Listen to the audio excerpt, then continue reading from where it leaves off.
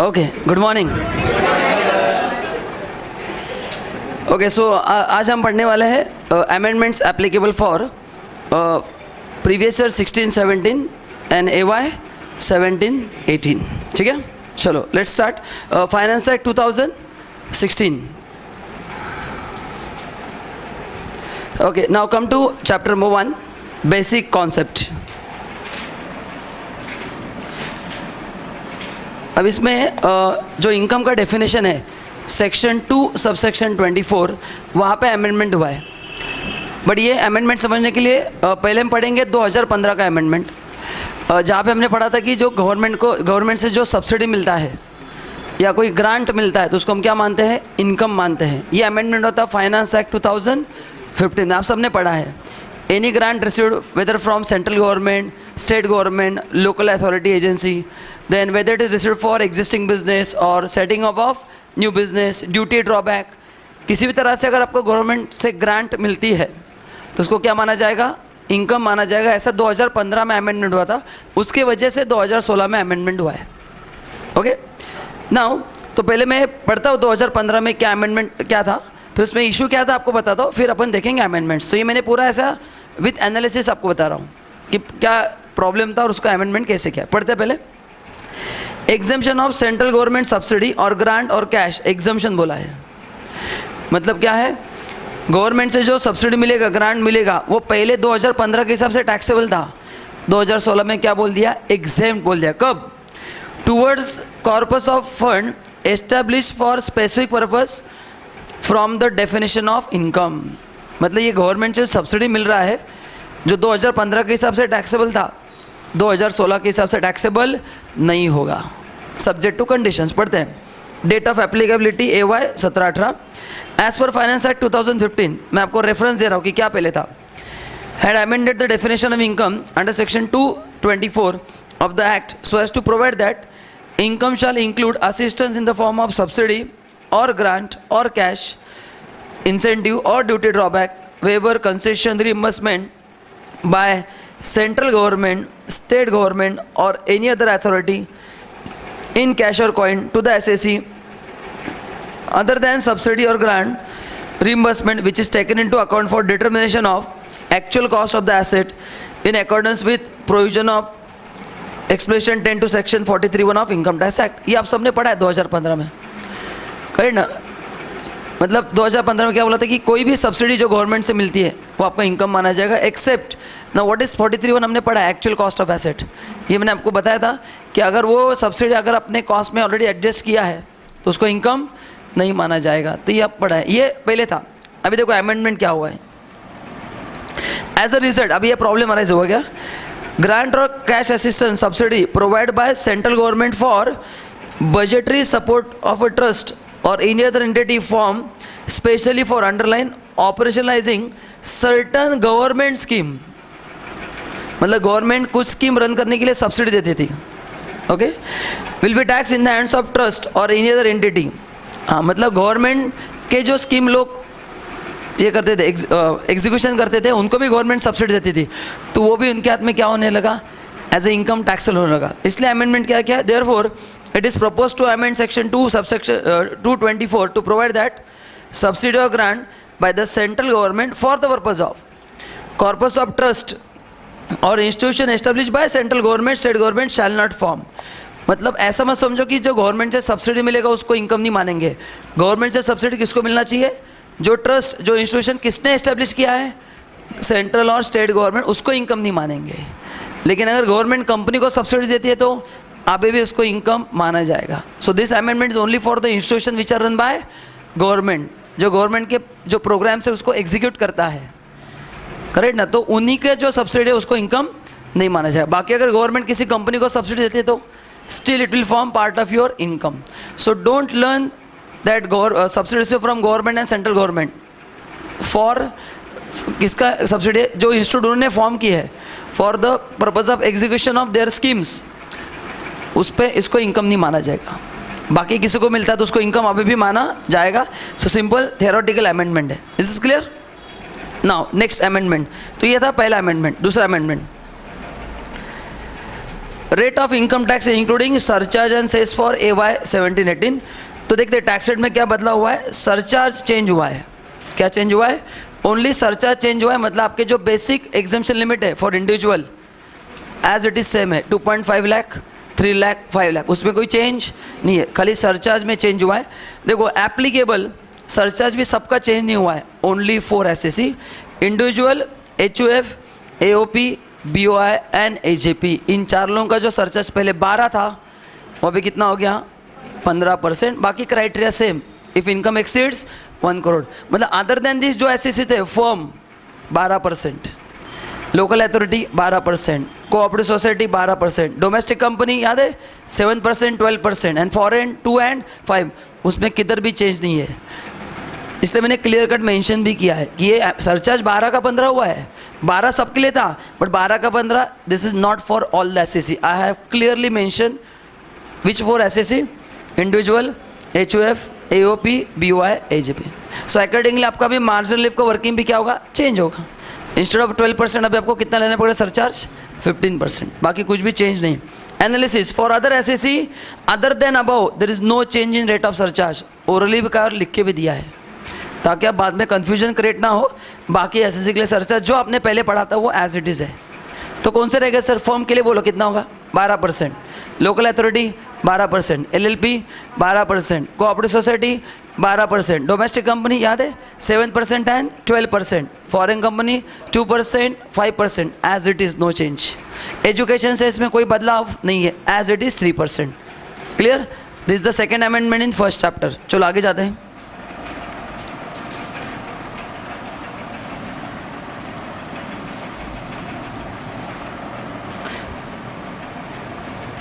Now अभी tax rate change हुआ है फॉर डोमेस्टिक कंपनी। सरचार्ज किसका चेंज हुआ है, individual, HUF, AOP, BOI, AJP, लेकिन टैक्स रेट किसका चेंज हुआ है, ओनली डोमेस्टिक कंपनी का।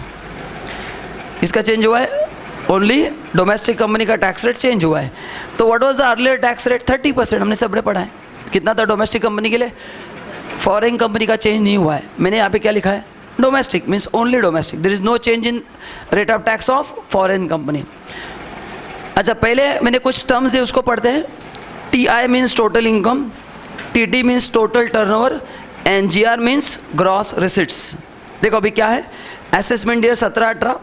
अभी पहले अपन कॉलम हेडिंग पढ़ते हैं, क्या लिखा देखो, टोटल टर्नओवर और gross income less than equal to 5 crore in financial year 14-15। तो आपका जो टोटल टर्नओवर या जो ग्रॉस रिसिट्स है, करेक्ट ना, अगर वो 5 करोड़ से कम है, कौन से साल में, 14-15, नॉट 15-16, 16-17, 14-15। एंड नेक्स्ट कॉलम में क्या लिखा है, ज़्यादा है, मतलब ये जो नया टैक्स रेट जो अप्लाई हुआ है, जो 29% आपको दिख रहा है, ये कौन से कंपनी के लिए, जिनका टर्नओवर 14-15 का कितना हो या ग्रॉस इनकम कितना हो, ग्रॉस रिसिट्स है ना, GR चाहिए, ग्रॉस रिसिट्स या टोटल टर्नओवर कितना चाहिए, 5 करोड़ के अंदर हो। तो उनके लिए इस साल से कितना टैक्स रेट लगेगा, 29%। कितना लगेगा, 29%। एंड 5 करोड़ से ऊपर है तो कितना लगेगा, 30%। सरचार्ज का रेट एज इट इज़। देखो 1 करोड़ के अंदर तो कोई सरचार्ज नहीं, 1 करोड़ के ऊपर है तो कितना है सरचार्ज, 7%। एंड 1 करोड़ से 10 करोड़ एंड 10 करोड़ के ऊपर वो तो एज इट इज। तो चेंज कहाँ पे हुआ है, यहाँ पे हुआ है। अभी आप बोलेंगे ये क्यों हुआ है, इसका लॉजिक बताता हूँ। जब भी BJP गवर्नमेंट आई थी तो उन्होंने प्रॉमिस किया था कि हम कॉर्पोरेट टैक्सेशन कम करेंगे। So this is the first step towards corporate taxation. वो अभी 30% है, उसको 29, 28 ऐसे 25 तक अगले 5 साल में लेके आएंगे वो। So this is the first step towards reduction of tax rate, है ना। तो ये उनका प्लान है कि 25% करना है, पर अगर 1 साल में 5% कम कर दिया तो गवर्नमेंट का बहुत ज़्यादा नुकसान हो जाएगा। So they are doing it stepwise, but ये इतना ईजी नहीं है। ध्यान से सुनो, जब ये रेट कम किया है सो ऐसा बोला गया कि आप बहुत सारे रिडक्शन क्लेम नहीं करोगे, करेक्ट ना। बट आपको अभी इंटर लेवल पे असेसमेंट ऑफ कंपनी का चैप्टर नहीं है, इसलिए मैं इसके ऊपर डिटेल बात नहीं करूँगा। But this is not free of cost, so you have two way of various deductions. जो आप पहले डिडक्शन क्लेम करते थे ना, बहुत सारे बिजनेस प्रोफेशन में आपको उसमें से बहुत सारे डिडक्शंस इस साल से क्या करने पड़ेंगे, सैक्रिफाइस करने पड़ेंगे। तो उन्होंने उनका रेवेन्यू क्या किया, बैलेंस किया है। उनका कहना है कि अगर हम यहाँ पे टैक्स रेट कम कर रहे हैं तो आपके डिडक्शंस भी क्या करेंगे, कम करेंगे। तो उस बेसिस पे वो किया है। Okay, so what is the change tax rate domestic company का 30 का कितना हुआ है, 29। कौन से कंपनी के लिए, फाइनेंशियल ईयर 14-15 या प्रीवियस ईयर 14-15 जिनका टर्नओवर या ग्रॉस रिसिट्स 5 करोड़ से क्या है, कम है। एंड उस समय 5 करोड़ से ज़्यादा है तो कितना होगा, 30%। सरचार्ज में कोई बदलाव नहीं, सेस में कोई बदलाव नहीं। ओके, अच्छा, और एक नया अमेंडमेंट है, देखो फोर्थ, ये हो गया तीसरा। अभी कंपनी के लिए 2 अमेंडमेंट्स है। दूसरा, in order to provide relief to newly set up domestic company. Newly, ये ऊपर का एग्जिस्टिंग के लिए था। अरे 14-15 का मैं टर्नओवर बोल रहा हूँ, मतलब एग्जिस्टिंग था, ये न्यूली है। Engage in solely in the business of manufacturing production, okay, of particular thing, it is proposed to amend act by way of insertion of new section 115BA। ये भी आपको अभी जस्ट पढ़ना है क्योंकि आपको assessment of company direct final level पे है। So these are all theoretical issues, तो मैंने उसके हिसाब से अमेंडमेंट्स कवर किए हैं।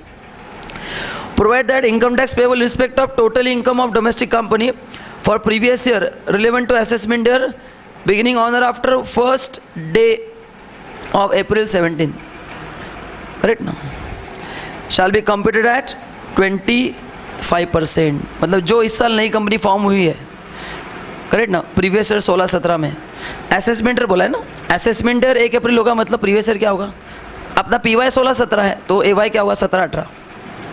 तो उनके लिए टैक्स रेट कितना होगा, 25%। इन सर जो नए कंपनी फॉर्म होंगे 16-17 में, what is the tax rate, 25%। And जो एग्जिस्टिंग है, अगर टर्नओवर 5 करोड़ के अंदर है तो 29%। मैं दोनों में फ़र्क समझ में आ गया। ये कौन से है, एग्जिस्टिंग, ये कौन से है, न्यूली। इतना ही आपको लर्न करना है, उससे ज़्यादा आपको लर्न नहीं करना है। बट उसमें कंडीशंस है, ये इतना इजी नहीं है, कंडीशंस है। देखो, the company has been set up and register on और आफ्टर 1/3/2016। ये फाइनेंस एक्ट 2016 का अमेंडमेंट है ना, तो उन्होंने 1/3/16 के बाद एप्लीकेबल कर दिया है। तो आपको नया कंपनी का फॉर्म करना है 1/3/16 के बाद। The companies engage in business of manufacturing production of any article and thing, मतलब मैन्युफैक्चरिंग प्रोडक्शन होना चाहिए, and not engage in any other business. मतलब सर्विस प्रोवाइडर को नहीं मिलेगा, ट्रेडर को नहीं मिलेगा, जो मैन्युफैक्चरिंग करता है, प्रोडक्शन करता है, उन्हीं के लिए 25% किया है।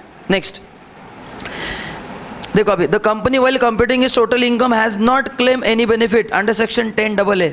मैंने आपको कहा था ना कि गवर्नमेंट टैक्स रेट तो कम किया है, but they are asking you to remove benefits also.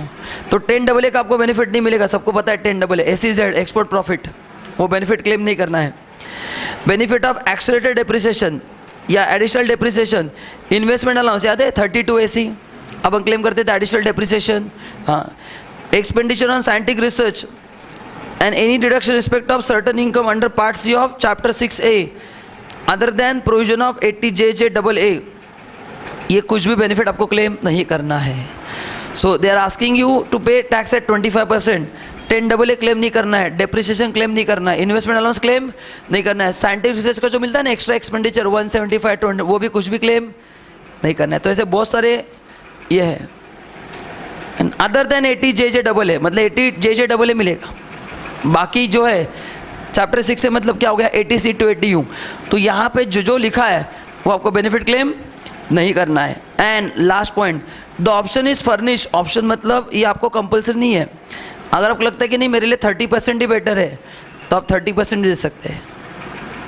आप बोलेंगे सर 25% ही बेटर है, वैसा नहीं है। क्या होगा, देखो अभी आपका एनालिसिस करना पड़ेगा कि अगर 30% टैक्स देना है तो I can claim all the benefits. Assume करो 30% टैक्स के हिसाब से, देखो क्या हो सकता है, ये ऑप्शन क्यों लिखा है, देखो सपोज मैं डिसाइड करता हूँ कि आई विल पे 30% टैक्स। सो 30% के हिसाब से मेरा इनकम आ रहा है 1 करोड़। यहाँ पे हमने सभी बेनिफिट्स क्लेम किया है। सो 1 करोड़ का 30% कितना टैक्स आएगा, 30 लाख। अभी नया टैक्स रेट है 25%, ओके, बट वो डिडक्शन कम हो गए मेरे, तो उससे मेरा इनकम 2 करोड़ हो गया। सो 2 करोड़ का 25% कितना होगा समझ में आ गया। इसलिए बोला है कि ऑप्शन है, आप कंपेयर करो आपके लिए क्या बेटर है। मैं क्या लिखा समझ में आ गया, इसलिए बोला है। तो ये ऑप्शन कब डिसाइड करना है, 16-17 में जब आप फर्स्ट रिटर्न फाइल करोगे ना उस कंपनी का, क्योंकि कंपनी फॉर्म नहीं होनी चाहिए ना, तो उसका रिटर्न कब फाइल करोगे, AY 17-18 में। उसके पहले आपको डिसाइड करना है कि whether you want to go for normal scheme और दैट 25%, क्योंकि नॉर्मल स्कीम में डिडक्शंस पूरे मिलेंगे, टैक्स 30% होगा। नए स्कीम में डिडक्शन कुछ भी नहीं मिलेंगे बट टैक्स कम होगा, बट टैक्स कम होने से इनकम ज़्यादा हो गया। तो ये तो जैसे एग्जाम्पल था, ऐसे आपको एनालिसिस करना पड़ेगा, इसलिए वहाँ पे वर्ड यूज़ किया हुआ है ऑप्शन। ये आपके ऑप्शन पे है कि आपको क्या करना है। The option is furnish in prescribe manner before the due date of filing returns, ठीक है। Further there is no change in the basic rate of minimum alternate tax and alternate minimum tax. ये आपको final में ही है, सो ये company के लिए applicable है। तो मिनिमम अल्टरनेट टैक्स रेट 18.5% है और इसका भी 18.5% है। तो बोले कंपनी का नॉर्मल टैक्स 30 का 25 हो गया है, बट ये रेट्स एज इट इज़ रहेंगे। अच्छा, जिनको असेसमेंट ऑफ कंपनी चैप्टर नहीं है उनके लिए एप्लीकेबल नहीं है। ये किन के लिए एप्लीकेबल है, जिनको इंटर लेवल पे असेसमेंट ऑफ कंपनी है। तो ये IPCC के लिए रिलेवेंट नहीं है, बस ये CS executive and CMA inter उनके लिए रिलेवेंट है, क्योंकि IPCC में ये चैप्टर है ही नहीं आपको असेसमेंट ऑफ कंपनी, सो ये आपके लिए रिलेवेंट नहीं है, ठीक है। And there is no change in cess, वो तो हमने देखा है 3% सेस में कुछ भी चेंज नहीं हुआ है।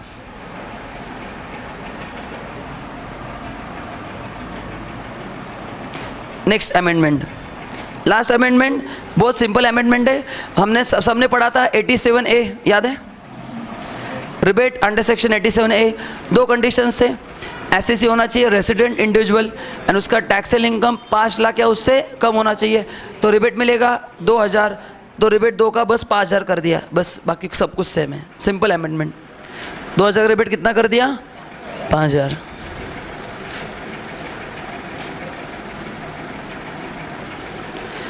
दो का रिबेट कितना हो गया, 5000। तो देखते हैं कि एग्जाम्पल सॉल्व करके कितना रिबेट मिलेगा। अभी सपोज मैं लिखता हूँ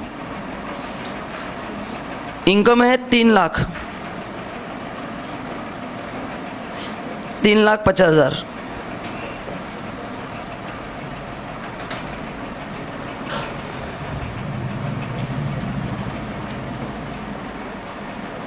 एक मिनट, इनकम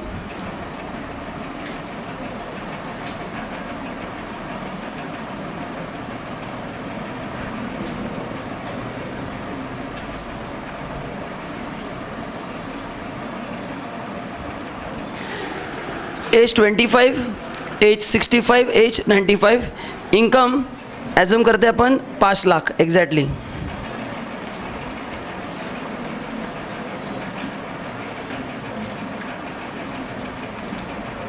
ठीक है, चलो बोलो कितना स्लैब है। स्लैब में कोई चेंज नहीं हुआ है।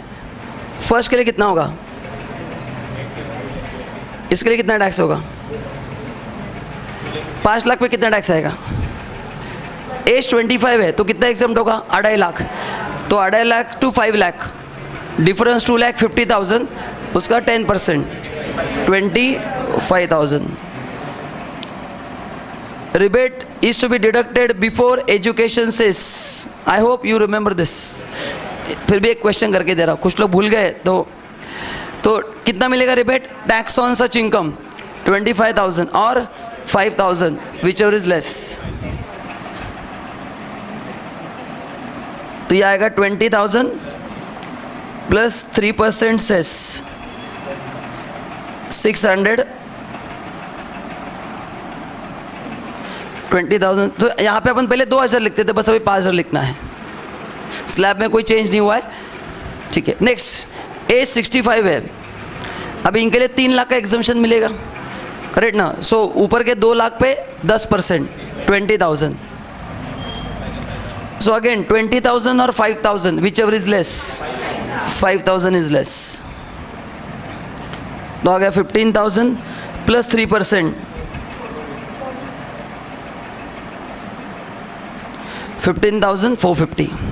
तीसरे केस में नो टैक्स, क्योंकि उनके लिए 5 लाख तक एग्जेम्प्ट है। तो सर रिफंड दो 5,000 का, फिर नहीं ना, इसलिए बोला है कि टैक्स पेबल इज, रिबेट कितना मिलेगा, टैक्स पेबल 0 और 5,000 whichever is less 0। So everything is 0, no need to study. समझ में आ गया, it's very simple amendment. That's it. So these are the amendment as far as chapter 1 is concern. बाकी सब same ही है. Can I go ahead? सबको समझ में आ गया?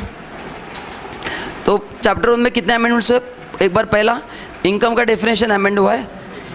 सेंट्रल गवर्नमेंट या स्टेट गवर्नमेंट से जो सब्सिडी मिलता है उनके जो इंस्टीट्यूशन है टू एग्जीक्यूट देयर प्रोग्राम, वो इनकम नहीं माना जाएगा.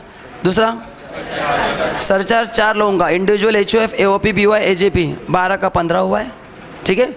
डोमेस्टिक कंपनी के लिए अगर टर्नओवर 14-15 का 5 करोड़ या उससे अंदर है तो 29%. एंड उसमें एक नया अमेंडमेंट हुआ है 1/3/16 के बाद अगर आप नया कंपनी फॉर्म करते हो, मैन्युफैक्चरिंग कंपनी है, तो 25% सब्जेक्ट टू आपको बहुत सारे डिडक्शंस नहीं मिलेंगे. And last amendment 87A, rebate 2000 कितना हुआ है? 5000. ओके. Now next chapter 2.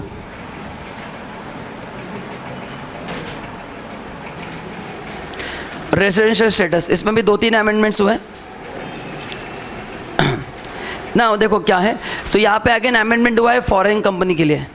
अच्छा, आपको ये समझने के लिए अगेन अपन देखेंगे 2015 का अमेंडमेंट. अगर कोई याद है तो हमने पढ़ा था कि 2015 में एक नया कॉन्सेप्ट अप्लाई हुआ था, poem, place of effective management, and specially for foreign company. अरे ना, फॉरेन कंपनीज क्या करते थे, मतलब 2000 पहले के पहले क्या था कि अगर फॉरेन कंपनी को रेसिडेंट कब मानना है, अगर होली इंडिया में तो ही रेसिडेंट मानना है, अगर पार्टली इंडिया के बाहर है या फुल्ली इंडिया के बाहर है तो क्या मानना है? नॉन रेसिडेंट मानना है. तो इससे वो बहुत ज़्यादा टैक्स प्लानिंग करते थे. इसलिए 2015 में कॉन्सेप्ट लाया गया था, प्लेस ऑफ इफेक्टिव मैनेजमेंट. उसके वजह से क्या हो गया कि अगर फॉरेन कंपनी पार्टली भी इंडिया में है, क्या है? पार्टली भी इंडिया में, तो उसको हम क्या मानेंगे? रेसिडेंट मानेंगे. So as per 2015 finance act 2015, foreign company को 2 केस में रेसिडेंट माना जाता है. पहला, POEM fully situated in India, and दूसरा, POEM partly situated in India. And if POEM is fully outside India, non resident. ये था amendment brought by finance act 2015. अभी देखेंगे 2016 में क्या हुआ. मैं पढ़ता हूँ फिर बताता हूँ. कुछ नहीं, सिंपल अमेंडमेंट हुआ है. ये जो पोएम का जो एप्लीकेशन था वो 1 साल से पोस्टपोन कर दिया है. मतलब ये अभी ये 1 अप्रैल 2017 से अप्लाई होगा, 1 अप्रैल 2016 से अप्लाई नहीं होगा. बस बाकी कुछ भी नहीं, सिंपल थ्योरेटिकल अमेंडमेंट है, ओनली फॉर एडमिनिस्ट्रेशन पर्पस. दिया मैंने, उसका लॉजिक भी दिया. देखो, enabling the provision of implementation of various provision of the act in case of underline foreign company to be held as resident in India. तो ये amendment directly किसके लिए हुआ है? फॉरेन कंपनी, वो भी कब? Held to be resident in India. अभी फॉरेन कंपनी रेसिडेंट कैसे बनते हैं अभी मैंने आपको बताया था, एज पर फाइनेंस एक्ट 2015 जो सब लोग पढ़ चुके हैं. क्या पहला पॉइंट है? क्या पहला पॉइंट है? Poem fully in India and poem partly India resident. अब इसमें अमेंडमेंट हुआ है. And poem fully outside India तो नॉन रेसिडेंट. इतना हमने पढ़ा है. अभी देखते हैं अमेंडमेंट क्या हुआ है. In the context of implementation of poem based residence rule, certain issues relating to applicability of current provision of act to the company which is incorporated outside India has not been earlier assessed to tax in India have arisen. मतलब क्या है? अच्छा, company incorporate outside India मतलब कौन सा है? Foreign company है जो इंडिया में फर्स्ट टाइम एसेस हो रही है because of this which concept? Poem concept. इसके पहले वो क्या थे? पार्टली थे. पार्टली थे वो नॉन रेसिडेंट थे, वो इंडिया में एसेस नहीं होते थे. बट पोएम की वजह से क्या हो गया? पार्टली भी है तो उसको हम क्या मानेंगे? रेसिडेंट मानेंगे. तो उनका एसेसमेंट इंडिया में होने लगा. तो ये जो फर्स्ट टाइम कंपनी इंडिया में एसेस हो रही है तो वहाँ पे सर्टन इश्यूज अराइज हो गए. ये उन्होंने दिया है. इन पर्टिकुलर कौन से issues sir? Issues related to applicability of specific provision of act. For example advance tax क्या करेंगे? Applicability of TDS provision. क्योंकि देखो एडवांस टैक्स तो ड्यूरिंग द ईयर पता चलता है, पे करना है. TDS ड्यूरिंग द कट करना है. इनका स्टेटस आपको एट डेंट पता चलता है कि वो क्या बन गए? रेसिडेंट बन गए. अभी अगर रेसिडेंट बन गए तो उन्होंने TDS कट नहीं किया, एडवांस टैक्स नहीं कट किया है, तो उनको क्या इंटरेस्ट पेनल्टी लगाएंगे क्या? तो ये are you getting my point? क्योंकि अपन रेसिडेंट टैक्स कब डिसाइड करते हैं? जब हम रिटर्न फाइल करेंगे. बट एडवांस टैक्स अभी अगर वो रेसिडेंट बन गए तो फिर उनके लिए TDS वगैरह सब प्रोविजन अप्लाई हो जाएगा, क्योंकि उनको यहाँ पे टैक्स भरना पड़ेगा. टैक्स भरना पड़ेगा तो एडवांस टैक्स भी देना पड़ेगा, TDS कब कट करना है, ये सब इश्यूज अराइज हो गए. कंप्यूटेशन ऑफ इनकम कैसे होगा? सेट ऑफ कैरी फॉरवर्ड का क्या होगा? Manner of application of transfer pricing, This provision have compliance requirement which would not have been undertaken by the company at the relevant time due to absence of such requirement under the tax law of country of the incorporation of such company. मतलब ये company है बाहर की foreign company, incorporate कहाँ पे हुए, वहाँ पे हुए, तो वहाँ पे वो रिक्वायरमेंट नहीं है, बट इंडिया में वो रिक्वायरमेंट है, तो वो इंडिया में फुलफिल नहीं करेंगे क्योंकि वहाँ पे ऐसा कुछ रिक्वायरमेंट नहीं है. Similarly, issues of computation of depreciation also arises. In earlier year, it has not been subject to computation under the Act. So in short, there were various administrative problem. जो कंपनी फर्स्ट टाइम एसेस हो रही है, advance tax कैसे apply होगा, TDS, depreciation कितना claim करना है, तो इसलिए उन्होंने क्या बोला, in order to clarify in respect of implementation of poem based rule of residence and also address the concern of stakeholder, it is proposed to defer मतलब postpone करना applicability of poem based residence rule by 1 year and the determination of residence based poem shall be applicable from 1/4/17. मतलब ये 16-17 में apply नहीं होगा, ये apply कब होगा, 17-18 में होगा. The transition mechanism for company incorporated outside India has not been assessed to tax earlier, has been provided by instruction of chapter, वो सब दिया है उसमें, वो कुछ काम का नहीं वो. Accordingly, the central government is proposed to be empowered to notify exception, modification, adoption, subject to which provision of this act relating to the computation of income, treatment of unabsorbed depreciation, set off carry forward, set off of losses, special provision relating to avoidance of tax, collection and recovery of tax shall apply in a case where foreign company is said to be resident in India due to its poem being in India for first time and the said company has never been resident in India before. तो इसके लिए फिर यहाँ पे क्या लिखा है, government सब नोटिफाई करेगी. क्या लिखा है, सेंट्रल गवर्नमेंट क्या करेगी, नोटिफाई करेगी कि डेप्रिसिएशन का क्या होगा, एडवांस टैक्स का क्या होगा, जो भी प्रोविजन है जहाँ पे ये कॉन्फ्लिक्ट अराइज हो गया था वो गवर्नमेंट नोटिफाई करेगी कि 1/4/17 से कैसे एप्लीकेबल होगा. ठीक है. नाउ बट ये कौन से कंपनी के लिए, देखो ये इंपॉर्टेंट है, company has never been resident India before, first time India में एसेस हो रही है. अगर वो फॉरेन कंपनी ऑलरेडी इंडिया में एसेस हो रही है तो उनके लिए कॉन्सेप्ट ये डिफरमेंट नहीं किया है, ये लर्निंग पॉइंट है. डिफरमेंट कौन से कंपनी के लिए किया है, जो फर्स्ट टाइम इंडिया में एज अ रेसिडेंट एसेस हो रही है because of POEM concept. So there were various issues relating to set off, advance tax, unabsorbed depreciation etcetera etcetera. Correct ना. तो वो डिफिकल्ट था, तो गवर्नमेंट ने कहा कि हम क्या करते हैं, उसको पोस्टपोन करते 1 साल के लिए, एंड इस साल गवर्नमेंट पूरा क्या करेगी, उसको नोटिफाई करेगी कि how it will be calculated in first year. बस ये थ्योरेटिकल अमेंडमेंट है, तो ये नोटिफाई अभी तक नहीं हुआ है, जब होगा तो देखेंगे. Provide that this transition provision would also cover any subsequent. अच्छा ये काम करो आप, ये आप कुछ मत पढ़ो, कट कर दो.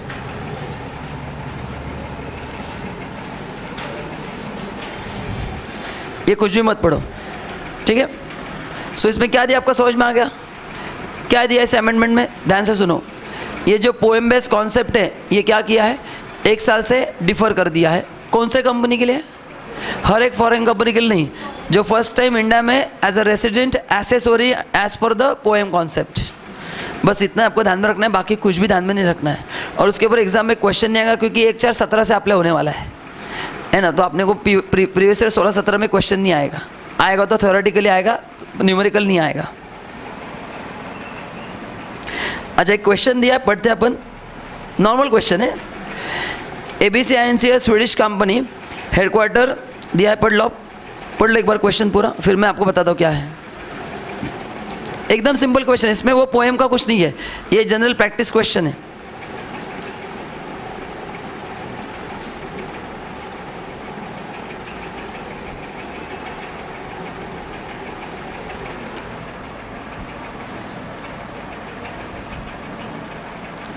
उनका मुंबई में ऑफिस किया है, और मुंबई में ऑफिस क्यों किया है, to look after its day to day operations in India, spread awareness about the company's product and explore further opportunities. तो उन्होंने इंडिया में ऑफिस एक बनाया है. The liaison office takes decision relating to day to day routine operations and perform support function that are preparatory and auxiliary in nature. ठीक है. The significant management and commercial decision are however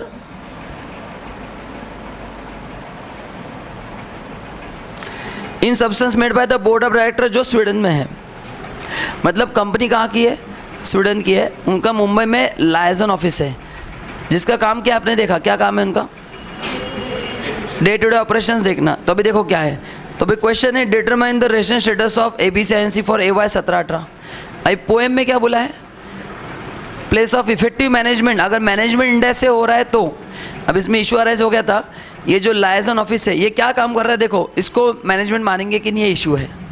अगर आप उसको management मानते हो तो फिर poem India में माना जाएगा, एंड इसको अगर आप मैनेजमेंट नहीं मानते हो, स्प्रेडिंग, अच्छा क्या कहते हैं इसमें, प्रोडक्ट के बारे में अवेयरनेस क्रिएट करना, डे टू डे ऑपरेशंस देखना, तो उसको अगर मैनेजमेंट बोलते हो तो पोएम के हिसाब से वो रेसेंट होगा। अगर आप उसको मैनेजमेंट नहीं बोलते हो, मतलब प्लेस ऑफ इफेक्टिव मैनेजमेंट नहीं बोलते हो, तो फिर रेसेंट नहीं बनेगी। देखो क्या दिया है, section 3 has been substituted by finance act 2016 with effect from AY 17-18 to provide that a company would be resident in India in previous year if it's an Indian company. Indian company तो हमेशा resident रहती है, and foreign company है तो its place of effective management in that year is in India. दो ही cases है ना, Indian company is always resident, foreign company कौन से केस में बनेगी resident? Place of management in India है। In this case foreign company therefore it would be resident India for previous 16-17 only if its place of effective management in that year is in India. ये तो provision है। अभी देखो answer आगे दिया है। Now what is place of effective management दिया है, explanation to section 6(3). Place of effective management means a place where key management and commercial management decisions that are necessary for the conduct of business as entity are in substance made। ये definition है poem का, कि जहाँ पे business manage करने के decision लिए जाते हैं। अभी क्वेश्चन आपके सामने है, देखो मुंबई में डिसीजन मेकिंग हुआ या जनरल बिजनेस किया उन्होंने? Is there any decision making happening at the Mumbai office? No. In the case of ABCINC, its place of effective management for 16-17 is not in India, since significant management and commercial decision in substance are made by BOD, जो कहाँ पे है? Sweden में है। ABCINC has only liaison office in India, through which it look after routine day-to-day business operation in India. The place where decisions relating to day-to-day routine operations are taken and support functions that are preparatory or auxiliary in nature are performed are not relevant in determination of place of effective management. इसलिए इस company को क्या मानेंगे? Non resident मानेंगे। Simple provision है। Therefore foreign company is what? Non resident for assessment year 17-18। ठीक है, तो ये पहला अमेंडमेंट इन रेसिडेंट स्टेटस। क्या आपको मेन चीज़ ध्यान में रखना है, जो foreign company first time India में एसेस हो रही है due to POEM based concept, उनको अप्लाई वो 1 साल से क्या कर दिया है? डिफर कर दिया है। 1/4/16 के बजाय कब से अप्लाई होगा? 1/4/17 से, due to some administrative issues. बाकी उसमें कुछ भी नहीं, इतना ही आपको समझना है। नेक्स्ट, नाउ नेक्स्ट अमेंडमेंट हुआ है सेक्शन 9। अगर कोई याद है तो हमने देखा था सेक्शन 9 क्या है? इनकम डीम टू एक्रू और अराइज इन इंडिया। उसमें वो बिजनेस कनेक्शन था, salary, dividend, property, interest, royalty. याद है हमने एंड में पढ़ा था सेक्शन 9। तो उसमें हमने पढ़ा था, देखो बिजनेस कनेक्शन अगर है तो उसको deem to accrue arise in India मानते हैं, एंड अगर बिजनेस कनेक्शन नहीं है तो उसको deem to accrue arise in India नहीं मानते। तो बिजनेस कनेक्शन नहीं है, इसमें एक अमेंडमेंट हुआ है।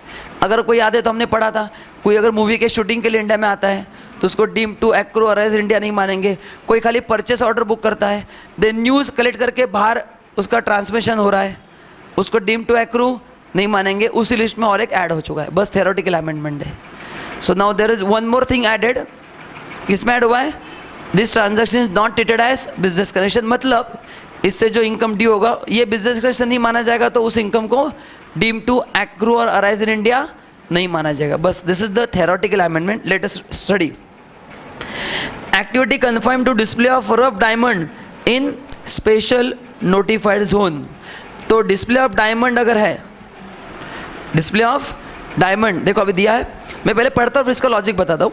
इन order to facilitate the FMCs foreign multinational companies to undertake activity of display of uncut diamond without any sorting or sale नहीं खाली display बोला है, in a special notified zone, clause E has been inserted in explanation 1 to section 9(1)(I) to provide that in case of underline foreign company engage in the business of mining of diamond, no income shall be deemed to accrue or arise in India to it through or from activity which are confined to display of uncut diamond. Display करना है, cell करेंगे तो होगा ही फिर, इसलिए मैंने ऊपर ही लिखा है.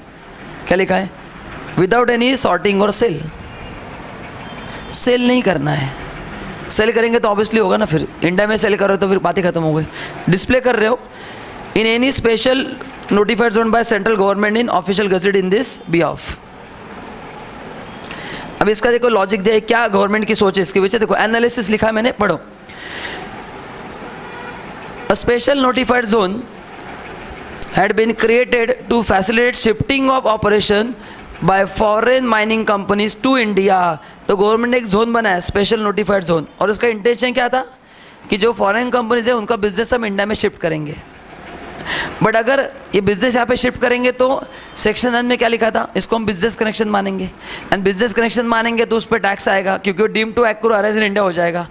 इसलिए गवर्नमेंट ने अमेंड करके बोला कि नहीं, आप यहाँ पे आके बिजनेस करो, आपका बिजनेस शिफ्ट करो, हम इसको क्या नहीं मानेंगे, deem to accrue arise in India नहीं मानेंगे. And to permit the trading of rough diamond in India by leading diamond mining companies of the world. So उनको यहाँ पे उन्होंने बुलाया था. The activities of foreign multinational companies mere display of rough diamond even with no actual sale taking place in India may lead to creation of business connection of FMC. अगर display भी करते हैं तो उसको हम बिजनेस कनेक्शन माना जाएगा, इसलिए उन्होंने क्या बोला है, स्पेशल प्रोविजन किया है. This potential tax exposure has been an area of concern for the mining companies willing to undertake these activities in India. तो उनको बोला कि तुम यहाँ पे आके बिजनेस करो, हम इस इनकम को क्या मानेंगे, डीम टू एक्रू और अराइज इन इंडिया नहीं मानेंगे. बस तो just to promote FNCs to do business in India. कौन सा बिजनेस? Display of diamond. जो कंपनीज, जो वर्ल्ड के बड़े बड़े कंपनीज है जो माइनिंग में है डायमंड के, उनको यहाँ पे अट्रैक्ट करने के लिए एक जोन क्रिएट किया गया था. बट वो जोन में आएंगे तो उसको बिजनेस कनेक्शन मान के इनकम टैक्स पे क्या बोलेंगे, टैक्स देना पड़ेगा, इसलिए एक स्पेशल प्रोविजन कहते हैं, बाकी कुछ भी नहीं है. क्लियर है? नेक्स्ट नाउ अगर कोई याद है तो हमने पढ़ा था सेक्शन 9A, लास्ट में पढ़ा था रेसिडेंट स्टेटस में, certain activities not to constitute business connection in India. अगर आपको याद है तो फॉरेन फंड है और उसको कोई इंडिया में मैनेज कर रहा है तो उसको हम बिजनेस कनेक्शन नहीं मानेंगे. याद है उसमें एक छोटा सा अमेंडमेंट हुआ है, तो ये उसका पूरा थ्योरी दिया है. एक पैराग्राफ पढ़ते हैं सो दैट आपको थोड़ा रिकॉल हो जाएगा. देखो, notwithstanding anything containing subsection section 9(1) subject to provision of this section in case of eligible investment fund the fund management activity carried out through eligible fund manager acting on behalf of such fund shall not constitute business connection in India. तो याद है ना आपको, foreign fund होना चाहिए. अगर कोई याद है तो उसमें मेंबर का टोटल शेयर 50% के ऊपर नहीं होना चाहिए, एक मेंबर का शेयर 10% के ऊपर नहीं होना चाहिए. रेसिडेंट स्टेटस का लास्ट पार्ट जो हमने पढ़ा था उसको बिजनेस कनेक्शन नहीं मानते, तो उसमें एक अमेंडमेंट हुआ है. देखो क्या, बाकी तो वो पूरा उसका थ्योरी दिया है मैंने, जो आपने नहीं पढ़ा तो भी चलेगा क्योंकि आपने नोट्स में ऑलरेडी कवर्ड है. तो जस्ट मैंने यहाँ पे रेफरेंस के लिए दिया है.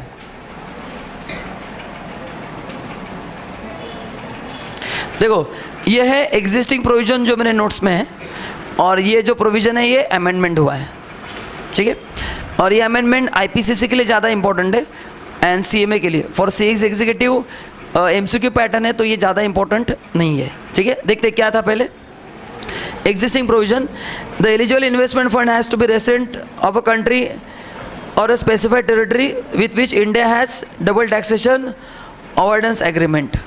ये अभी का कंडीशन था कि जहाँ पे वो इन्वेस्टमेंट मैनेज कंपनी है, फंड कंपनी है, उनका और इंडिया का क्या होना चाहिए, डबल टैक्सेशन अवॉइडेंस एग्रीमेंट होना चाहिए. अभी क्या बोला है, the eligible investment fund shall also mean fund establish incorporated और register outside India in country और specified territory notified by central government. तो अभी एग्रीमेंट नहीं हुआ, बट अगर गवर्नमेंट नोटिफाई किया है तो भी चलेगा. बस एक पहला फ़र्क है. तो पहले क्या था कि डबल टैक्सेशन अवॉइडेंस एग्रीमेंट होना जरूरी है. वही कंट्री को उसको मानेंगे, उस एक्टिविटी को मानेंगे business connection not in India. अभी क्या बोला है, खाली The eligible investment fund shall also be a fund established or incorporated, registered outside India in a country or specified territory notified by the central government. तो government ने जो notify किया है वहाँ पे भी अगर वो एस्टेब्लिश है तो भी चलेगा. दूसरा, द फंड शैल नॉट, ये पुराना provision, the fund shall not carry on और कंट्रोल और manage directly indirectly any business in India और फ्रॉम इंडिया, ये पहला था. Further, the fund shall not engage any activity which constitute a business connection in India, or nor have any person acting on his behalf whose activity constitute business connection in India, other than activities undertaken by eligible fund manager on this behalf. मतलब उनके जो eligible fund manager है वही लोग activity करेंगे, बाकी India में उनका कोई भी दूसरा एक्टिविटी नहीं होगा. ये यहाँ पे दिया. अभी देखो इसमें अमेंडमेंट क्या हुआ है. The condition of fund not controlling and managing any business in India or from India shall be restricted only the context of activities in India and will not apply in respect of activities from India. Accordingly, clause K of section 9A3 has been amended to provide that the fund shall not carry on, control, manage directly, indirectly business in India. Right ना? तो यहाँ पे क्या लिखा है बता सकते हैं क्या था पहले. फर्दर देखो क्या लिखा है. The fund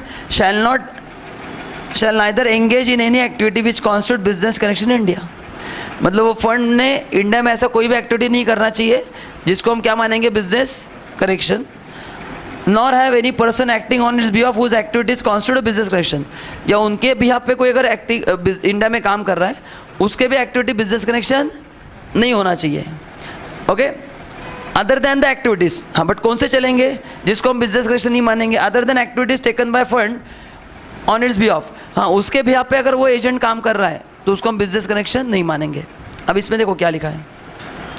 the condition of fund not controlling and managing any business in India from India shall be restricted. अभी देखो यहाँ पे पहले रिस्ट्रिक्शन क्या था कि वो जो फंड है इंडिया में कोई बिजनेस नहीं करेगा. अभी यहाँ पे भी वही है, बट उन्होंने बोला कि वो जो रिस्ट्रिक्शन है वो किसके रिगार्डिंग रहेगा, जो उनके फंड के एक्टिविटी उसके रिगार्डिंग रहेगा. पहले उनके क्या लिखा था यहाँ पे, कोई भी बिजनेस इंडिया में मैनेज नहीं करेंगे वो. अभी क्या लिखा है, इंडिया में बिजनेस मैनेज नहीं करेंगे, क्योंकि इंडिया में बिजनेस मैनेज करेंगे तो क्या होगा, बिजनेस कनेक्शन माना जाएगा. अभी क्या बोला है, अगर इंडिया में बिजनेस मैनेज करते हो, देखो क्या लिखा है. The condition of fund not controlling managing any business in India from shell be restricted only the contest of activities in India. मतलब अभी जो रिस्ट्रिक्शन है इंडिया में बिजनेस नहीं करना है वो कौन सा है, जो आप इंडिया में एक्टिविटी कर रहे हो उसके रिलेटेड नहीं चलेगा. समझ में आया कि नहीं आपको. अभी जो उनके रिस्ट्रिक्शन है, पहले क्या था यहाँ पे क्या लिखा था, the fund shall not carry on, control, manage directly indirectly any business in India. India में कोई बिजनेस नहीं करना है. अब इन्होंने क्या बोला है कि अगर आपके जो एक्टिविटी है ना उसके रिलेटेड बिजनेस करेंगे तो चलेगा. देखो क्या लिखा है, the condition of fund not controlling managing business in India और from India shall be restricted. यहाँ पे क्या था, यहाँ पे बोला था कि बिजनेस करना ही नहीं है, बिजनेस करेंगे तो बिजनेस कैसे मानेंगे. अभी रिस्ट्रिक्शन क्या डाला है, शैल be restricted only in the case of. हाँ, मतलब अभी क्या होगा, अभी आप बिजनेस करो, कौन सा बिजनेस करो, आपका जो मेन एक्टिविटी इन्वेस्टमेंट का उसके रिलेटेड किया तो चलेगा, बाकी कोई नहीं करना है. पहले जनरल था कि कोई बिजनेस नहीं करना है. अभी क्या बोला है, आपके एक्टिविटी रिलेटेड कोई बिजनेस अगर आपको करना है तो आप कर सकते हैं, उसको हम बिजनेस कनेक्शन नहीं मानेंगे. बस this is again theoretical amendment. So government is trying to give more freedom to this companies, बाकी उसमें कुछ भी नहीं है. सो जस्ट थेरोटिकल है, ऐसा कुछ खास काम का नहीं है.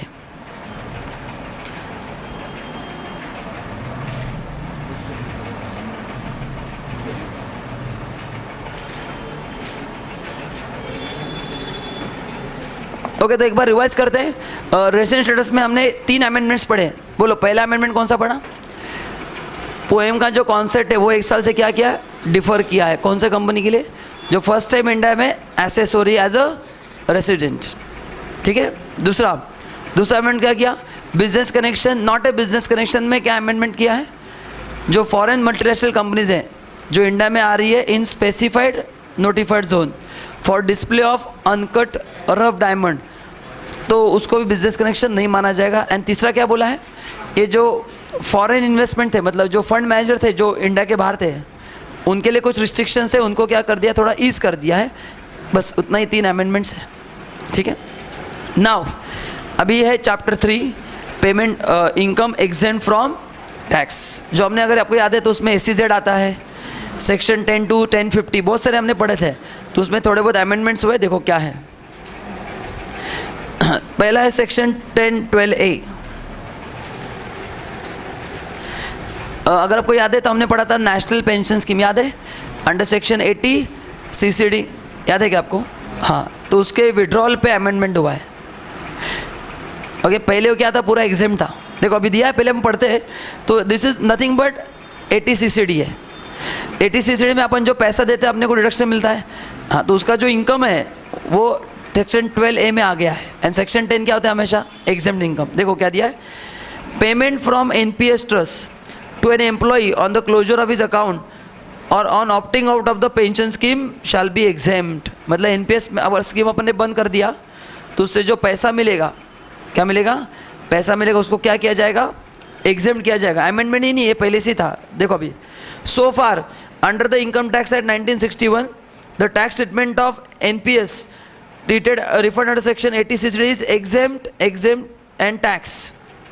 इसका मतलब क्या? EET सिस्टम बोलते हैं। इसका मतलब देखो क्या, पहला 80 CCD में देखो, अभी आपको 80 CCD रिकॉल करना पड़ेगा। पहला point, the monthly contribution during the pension accumulation phases are allowed as a deduction from income tax purpose. हर साल अपन जो कॉन्ट्रीब्यूट करते हैं आपको 80 CCD में डिडक्शन मिलता है कि नहीं मिलता है? हाँ। दूसरा, the return generated on this contribution, वो भी एक्यूमुलेट उसमें होते हैं। ये जो रिटर्न्स मिलते हैं आप जहाँ पे इन्वेस्ट करते हो नेशनल पेंशन स्कीम, उसके रिटर्न्स भी उसमें क्या होते हैं? एक्यूमुलेट होते हैं, वो भी एग्जेम्प्ट है। तीसरा, however terminal benefits on exist superannuation in the form of lump sum withdrawal are taxable in the hands of individual और in his nominee in the year of receipt of such amount. तो 80 CCD जो पैसा मिलता है वो अभी क्या है? टैक्सेबल है। आप जो देंगे कॉन्ट्रीब्यूशन वो 80 CCD में एग्जेम्प्ट है। उसके ऊपर जो मिलता है पैसा एक्यूमुलेट होता है वो भी क्या है? एग्जेम्प्ट है। जो विड्रॉ करेंगे वो क्या है? टैक्सेबल है। ये एग्जिस्टिंग प्रोविजन है, EET, एग्जेम्प्ट टैक्सेबल। पहला एग्जेम्प्ट, दूसरा एग्जेम्प्ट, तीसरा टैक्सेबल। अभी देखो क्या है, अभी डायरेक्टली पॉइंट नंबर 3 पढ़ना है। न्यू क्लॉज 12(a)(2) कट कर दो। Has been inserted in section 10 to provide that any payment from NPS trust to an employee on account of closure or is opting out of the pension scheme referred to in section 80 CCD to the extent it does not exceed 40% of total amount payable to him at a time of closure or is opting out of the scheme shall be exempt। तो कितना exempt होगा? 40% exempt होगा। पहले पूरा taxable था EET, अभी कितना taxable होगा? आप जितना पैसा विड्रॉ करोगे उसका कितना टैक्सेबल होगा? तो देखो कितना एग्जेम्प्ट होगा? 40% टैक्सेबल है, एग्जेम्प्ट है? एग्जेम्प्ट है। देखो दिया है, to the extent it does not exceed 40% of total amount payable to him shall be exempt from tax. ये कब सुनो? अभी देखो, अगर उसने विड्रॉ किया तो उसने स्कीम बंद कर दिया और पैसा विड्रॉ किया तो पहले पूरा टैक्सेबल था, अभी कितना हो गया? 40%। लेकिन अनफॉर्चुनेटली उसकी डेथ हो गई यानी पैसा उसके नॉमिनी ने विड्रॉ किया तो पूरा एग्जम्पशन है, वो अभी भी वैसा ही है। देखो क्या है, however the whole amount received by nominee on the death of the assessee shall be exempt. Nominee को मिलता है तो अभी भी एग्जेम्प्ट है, वो खुद विड्रॉ करता है तो कितना एग्जेम्प्ट होगा? 40%। एंड बिफोर अमेंडमेंट क्या था? टैक्सेबल था, अभी कितना एग्जेम्प्ट हो गया? 40%। नेक्स्ट, अभी सेक्शन 10 सबसेक्शन 23 FC, इसमें अमेंडमेंट हुआ है। बट ये अगर आपको याद है तो ये आपको IPCC लेवल पे या एक्सिल लेवल पे इंपॉर्टेंट नहीं है, ये फाइनल लेवल पे इंपॉर्टेंट है, इसको पढ़ने की ज़रूरत नहीं है। अगर आपको याद है तो मैंने कहा था स्पेशल पर्पस व्हीकल, ये आपको पूरा चैप्टर फाइनल में है और उसका अमेंडमेंट क्या मैं आपको बता देता हूँ। एक लाइन में जस्ट ध्यान में रखो, डिविडेंड अंडर सेक्शन 1150 और interest received by business trust वो भी एग्जेम्प्ट है। तो ये जो स्पेशल पर्पस है व्हीकल, उनको जो डिविडेंड मिलता है अंडर सेक्शन 1150 वो भी क्या कर रखा है? एग्जेम्प्ट किया। This is the simple amendment. Okay, तो ये आपको पूरा फाइनल में ये जस्ट पढ़ना है आपको एक लाइन में, आगे का मत पढ़ो, कट किया तो चलेगा। नाउ नेक्स्ट, डिविडेंड इनकम में बहुत इंपॉर्टेंट अमेंडमेंट हुआ है। सेक्शन 10 सबसेक्शन 34, ध्यान से सुनो। अभी अमेंडमेंट के पहले का एक बार रिकॉल करते हैं अपन। अगर हमको इंडियन डोमेस्टिक कंपनी से डिविडेंड मिलता है तो अंडर सेक्शन 10 सबसेक्शन 34 वो एग्जेम्प्ट है इन the hands of share holder, क्योंकि कंपनी उस पर क्या देती है? डिविडेंड डिस्ट्रीब्यूशन टैक्स देती है। M I right? हाँ, तो ये अमेंडमेंट उसी के बारे में है। फॉरेन कंपनी का ऑलरेडी टैक्सेबल था ही, हाँ, तो उसमें कोई अमेंडमेंट नहीं है। अब एक प्रॉब्लम अरेज होता, देखो क्या प्रॉब्लम अरेज होता था। सपोज आपको अगर डिविडेंड 10 लाख के ऊपर मिलता था, मैं अमेंडमेंट की उसका लॉजिक बता रहा हूँ, आपको डिविडेंड अगर 15 लाख रुपए मिलता था तो उस पर कंपनी डिविडेंड टैक्स देती थी और आपके हाथ में एग्जेम्प्ट होता था। लेकिन अगर वही नॉर्मल इनकम अगर आपको 15 लाख मिलता है तो अपन उस पर टैक्स देंगे, एंड 10 लाख के ऊपर 30% टैक्स है। 10 लाख और कितना टैक्स है? हाँ, एंड उस पर कंपनी टैक्स देती थी, but company total come tax देती थी। तो गवर्नमेंट का कहना था कि अगर यही इनकम एसएससी को मिलता है तो assessee would have paid more tax, but as company is paying he is saving that tax. तो वो जो सेविंग आपका हो रहा था ना, उसको गवर्नमेंट ने भी टैक्सेबल कर दिया है। ये उस अमेंडमेंट का लॉजिक है। ओके, देखो क्या है, मैं पढ़ता हूँ उसका लॉजिक, मैंने यहाँ पे दिया एनालिसिस। देखो क्या है, income by way of dividend other than clause 2 section 2 subsection 22 clause E. Clause ई हमने पढ़ा है, क्लॉज ई ऑलरेडी किसके हाथ में टैक्सेबल है? शेयर होल्डर के हाथ में टैक्सेबल है बाय डोमेस्टिक कंपनी। देखो अमेंडमेंट क्या हुआ है, exemption under section 1034 shall not apply to dividend chargeable to tax under section 115 BBDA। ये नया सेक्शन ऐड किया है 115 BBDA। बता दो क्या है? Income by way of dividend referred under section 115 BBDA is not exempt.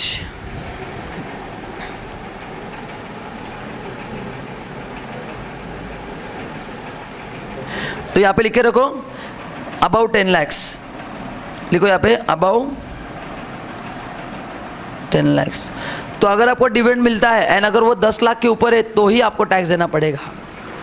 कितने के ऊपर है? तो 10 लाख के ऊपर है तो ही आपको टैक्स देना पड़ेगा। मतलब क्या, if you receive dividend below 10 lakhs still it is exempt, but if you earn about 10 lakhs, आप सोचो अगर आपको नॉर्मल इनकम 15 लाख मिलता है तो 10 लाख के ऊपर 30% टैक्स है। लेकिन यहाँ पे कंपनी कम टैक्स दे रही है, तो आपका जो टैक्स सेविंग हो रहा है, क्योंकि इंटेंशन क्या था, कंपनी टैक्स दे रही है इसलिए आपको एग्जम्पशन था। लेकिन कंपनी जो टैक्स दे रही है और आपका जो इनकम स्लैब है, आप 30% ब्रैकेट में हो और कंपनी उससे कम टैक्स दे रही है, तो ये गैप ब्रिज करने की कंपनी ने कोशिश की है। इसलिए बोला है कि जिनको डिविडेंड 10 लाख से ऊपर मिलेगा एग्रीगेट पर कंपनी नहीं, एक साल में आपके जितने भी डोमेस्टिक कंपनी में इन्वेस्टमेंट है सबका टोटल अगर 10 लाख के ऊपर जाता है तो 10 लाख के ऊपर का जो इनकम है एक्सीडिंग 10 lakhs, उस पर आपको 10% फ्लैट टैक्स देना पड़ेगा। कितना देना पड़ेगा? फ्लैट 10% टैक्स देना पड़ेगा। 10% टैक्स रेट 10% उसके लिए, स्लैब नहीं लगाना है। ओके, अच्छा, this is over and above any other income, मतलब बाकी आपका इनकम 15 लाख है उस पर तो स्लैब के हिसाब से दो, ये आपको एक्स्ट्रा टैक्स देना है। अबव 10 लाख लिखो यहाँ पे टैक्सेबल है 10%। यह है नया सेक्शन 115 BBDA। इसलिए ऐसा लिखा है कि जिसके लिए 115 BBDA एप्लीकेबल है उसके लिए 1034 एप्लीकेबल नहीं है। तो अभी बोला आपके लिए डिविडेंड एग्जेम्प्ट कब होगा दोस्तों? 10 लाख के अंदर है तो, 10 लाख के ऊपर है तो कितना देना पड़ेगा? Flat 10% on amount exceeding 10 lakhs, पूरे अमाउंट पे नहीं। और एग्रीगेट का मतलब क्या है? सभी कंपनी से आपको जितना डिविडेंड मिला है उसकी अमाउंट। ठीक है, अभी मैंने एक एग्जांपल दिया है, पहले अपन एनालिसिस पढ़ते फिर एग्जांपल सॉल्व करते, आपके सब डाउट्स क्लियर हो जाएंगे। देखो analysis, under the existing provision of clause 34 of section 10 of the act, dividend which suffered dividend tax under section 115O is examined in the hands of share holder. ये हमको पता है कि जहाँ पे कंपनी टैक्स देगी वो हमारे लिए क्या है? एग्जेम्प्ट है। Under section 115O dividend are tax only at the rate of 15%। मतलब what is the dividend tax for company? 15%. That creates vertical inequity among the taxpayer as though who have high dividend income are subject to tax only at 15%, whereas अगर उनको normal मिलता तो कितना होता? 30%, क्योंकि company के लिए डिविडेंड टैक्स 10% ही है। एंड अगर आपको 15 लाख मिलता तो 10 से 15 पे अपन कितना देते? 30%। So are you paying less tax और नॉट? तो ये गैप ब्रिज करने के लिए उन्होंने नया सेक्शन ऐड किया है और ऐसा बोला गया है। सो अभी कितना टैक्स देना है आपको? कब देना है बोलो? डिविडेंड पे टैक्स अगर 10 लाख के ऊपर है तो ही। और ऑब्वियसली किसके लिए अप्लाई होगा? इंडिविजुअल के लिए अप्लाई होगा। किसके लिए अप्लाई होगा? इंडिविजुअल। सिर्फ ये कंपनी के लिए अप्लाई नहीं होगा क्योंकि कंपनी के लिए ऑलरेडी 30% है। सो ये प्रोविजन, ये रिसिपेंट कौन होना चाहिए? इंडिविजुअल। लिखे रखो आप, इंडिविजुअल के लिए।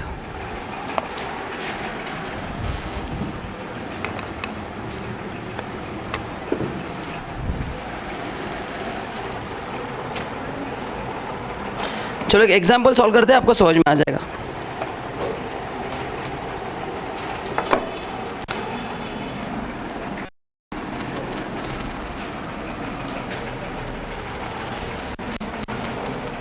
ओके देखो, ए लिमिटेड और domestic company declare dividend of 170 lakhs for the year financial year 15-16 and distribute the same on 10-7-16। Mister x देखो इंडिविजुअल, ये प्रोविजन किसके लिए एप्लीकेबल है? Only for individual. Holding 10% shares in A limited, receive dividend of 17 lakh इन जुलाई 16।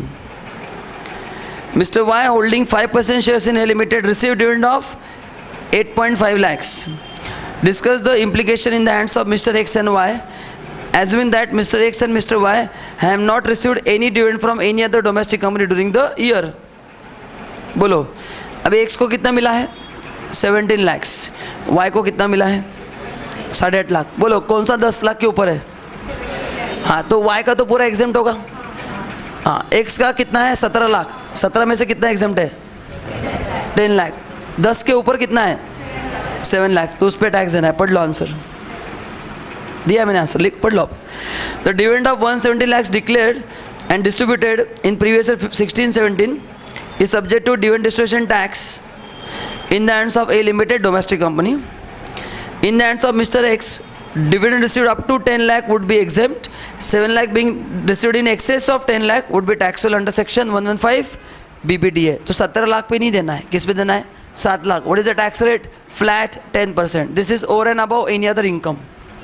बाकी income कितना भी हो आपको 10% देना ही पड़ेगा, उसमें कोई चेंज नहीं होगा, ठीक है। एंड ये कब एप्लीकेबल? एंड एग्रीगेट का मतलब समझ में आ गया।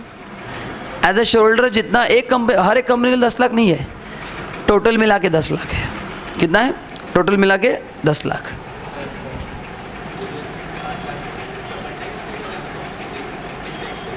कंपनी ने ऑलरेडी दिया है 20%, 15% है, ऊपर का 10 अपने को देना है, दोनों को देना है। हाँ नहीं, अभी क्या है उसका क्वेश्चन है कि कंपनी ने 15% दिया है। अभी देखो आपको डिविडेंड टैक्स का कैलकुलेशन इंटर लेवल पे नहीं, फाइनल लेवल पे है। सो कंपनी के लिए एक्चुअली इफेक्टिव टैक्स रेट 20.92% है। उसमें सरचार्ज ऐड होता है, सेस ऐड होता है, और उसका कैलकुलेशन का तरीका अलग है। आप जैसे कैलकुलेट कर रहे हो वैसे कैलकुलेशन नहीं होता, इट्स अ रिवर्स वर्किंग। तो अभी आप डिविडेंड कैलकुलेशन में मत जाओ, क्योंकि वो मैंने आपको पढ़ाया नहीं, अभी वो है नहीं अपने को, फाइनल लेवल पे है। So you don't know, you don't calculate 1 crore into 15%, it's not like that. There is a different method of calculating dividend tax. जब आप फाइनल में जाओगे तो आपको समझ में आएगा कि मैंने आपको क्यों नहीं बताया। सो अभी आप जैसे कैलकुलेट कर रहे हो वैसे डिविडेंड टैक्स कैलकुलेट नहीं होता है। There are an number of issues जो आपको कब डिस्कस करना है? फाइनल में। सो अभी इसके ऊपर आप डिस्कशन मत करो, अभी इतना ही ध्यान में रखो, क्योंकि आप एनीवे आपको असेसमेंट ऑफ कंपनी पे क्वेश्चन नहीं आता है। तो आप जिसकी बात कर रहे हो वो है असेसमेंट ऑफ कंपनी, जो आपको फाइनल में पढ़ना है। तो अभी आपका फोकस किस पे होना चाहिए? As a individual if I receive more than 10 lakh, ऊपर के 7 लाख पे हम कहाँ पे टैक्स देंगे? 10% टैक्स देंगे, दैट्स इट। नाउ ये 1035 आप मत पढ़ो, ये भी आपको फाइनल में पढ़ना है, कट कर दो आप, अभी कुछ काम का नहीं है वो।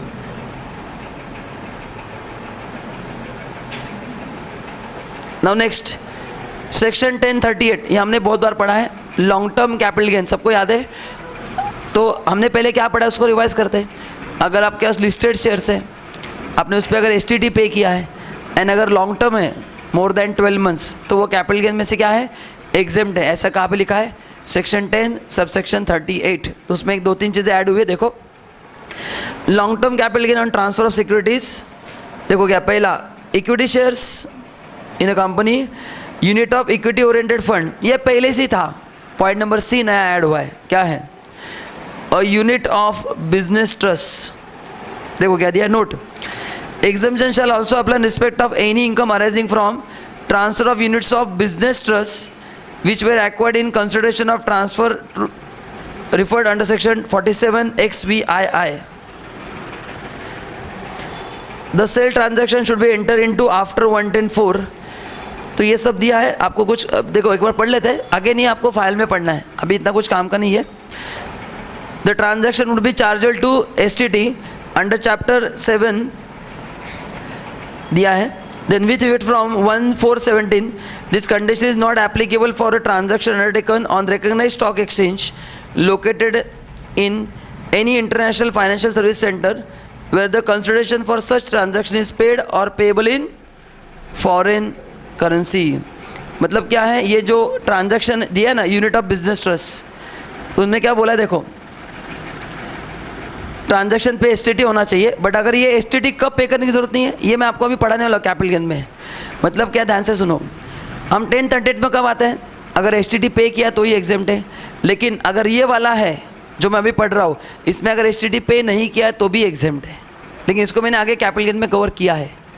बिजनेस ट्रस्ट तो कवर्ड है ही, पर उस पर क्या पे करना चाहिए, एसटीटी. ये वाला जो है कौन सा देखो, however this condition not applicable for a transaction undertaken on recognized stock exchange located in any international financial service center IFSC and where the consideration for such transaction paid payable in foreign currency. तो अगर यहाँ पे transaction हुआ है cell of securities का international financial service centre and वहाँ पे आपने एसटीटी पे नहीं भी किया तो भी क्या होगा वो, क्योंकि एसटीटी कब लगता है, when shares are routed through recognized stock exchange in India.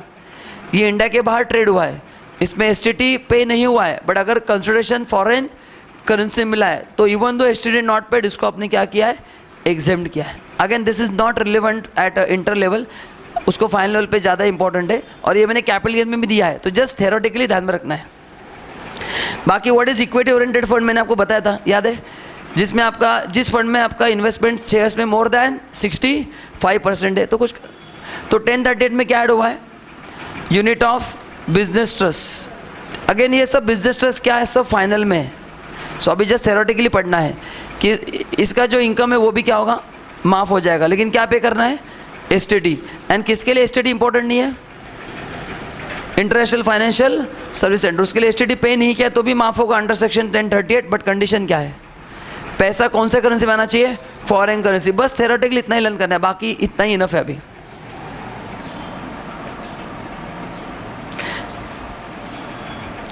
Now section 1048 में अमेंडमेंट हुआ है, storage of crude oil. Any income accruing arising to foreign company on account of storage of crude oil in a facility in India and sale of crude oil there from to any person resident in India is exempt. मतलब foreign company India में क्या कर रही है, crude oil को क्या कर रही है, स्टोर कर रही है, एंड अगर इंडिया में उसको किसी रेसिडेंट को सेल कर रही है, क्या कर रही है, रेसिडेंट को सेल करे तो क्या किया जाएगा, उसको एग्जेम्प्ट किया है. कंडीशन क्या है, the storage and sale of foreign company is person to an agreement और arrangement entered to by central government approved by central government. तो ये जो अरेंजमेंट हुआ है, स्टोरेज कैसे करना है, सेल कैसे हुआ है, उसके लिए क्या होना चाहिए, एग्रीमेंट होना चाहिए गवर्नमेंट के साथ. दूसरा, having regard to national interest the foreign company and the agreement और arrangement are notified by the central government in this behalf. और इसका लॉजिक मैंने दिया है अभी, देखो आप बोलेंगे ऐसा क्यों सर, ये इसका लॉजिक है. देखो पढ़ते हैं लॉजिक क्या है, जस्ट फॉर योर अंडरस्टैंडिंग. देखो, the Indian strategic petroleum reserve limited ISPRL is in the process of setting up underground storage facility for storage of crude oil as a part of strategic reserve. The maintenance of strategic reserve is in India national interest and ensure price stability for oil companies. तो ये government reserve create कर रही है, कौन सा, Indian strategic petroleum reserve limited is the process of setting underground storage facility for storage of crude oil. India में हम crude oil store करना चाहते हैं.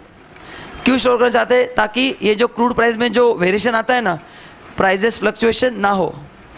अभी ये करने के लिए गवर्नमेंट ने फॉरेन कंपनीज को यहाँ पे बुलाया है कि आप यहाँ पे आके स्टोरेज करो एंड अगर इंडिया में सेल करो. अगर ये स्टोरेज करेंगे, सेल करेंगे तो हम बोलेंगे इंडिया में टैक्स भरो. तो in order to encourage them ये सेक्शन अमेंड किया है और उनको बोला कि अगर आप इसके अंडर इंडिया में आके अगर आप स्टोरेज करते हो तो हम आपसे टैक्स नहीं लेंगे. क्योंकि गवर्नमेंट ऑफ इंडिया क्या चाहती है कि ऑयल का स्टोरेज बढ़े, ताकि जो ऑयल के फ्लक्चुएशन होते हैं ना रेट्स में, वो कम हो. तो they are trying to create their own reserve. But आपने पास इतना क्रूड ऑयल कहाँ पे है, so they are encouraging foreign companies to come and store crude oil over here and India में उसको बेचो.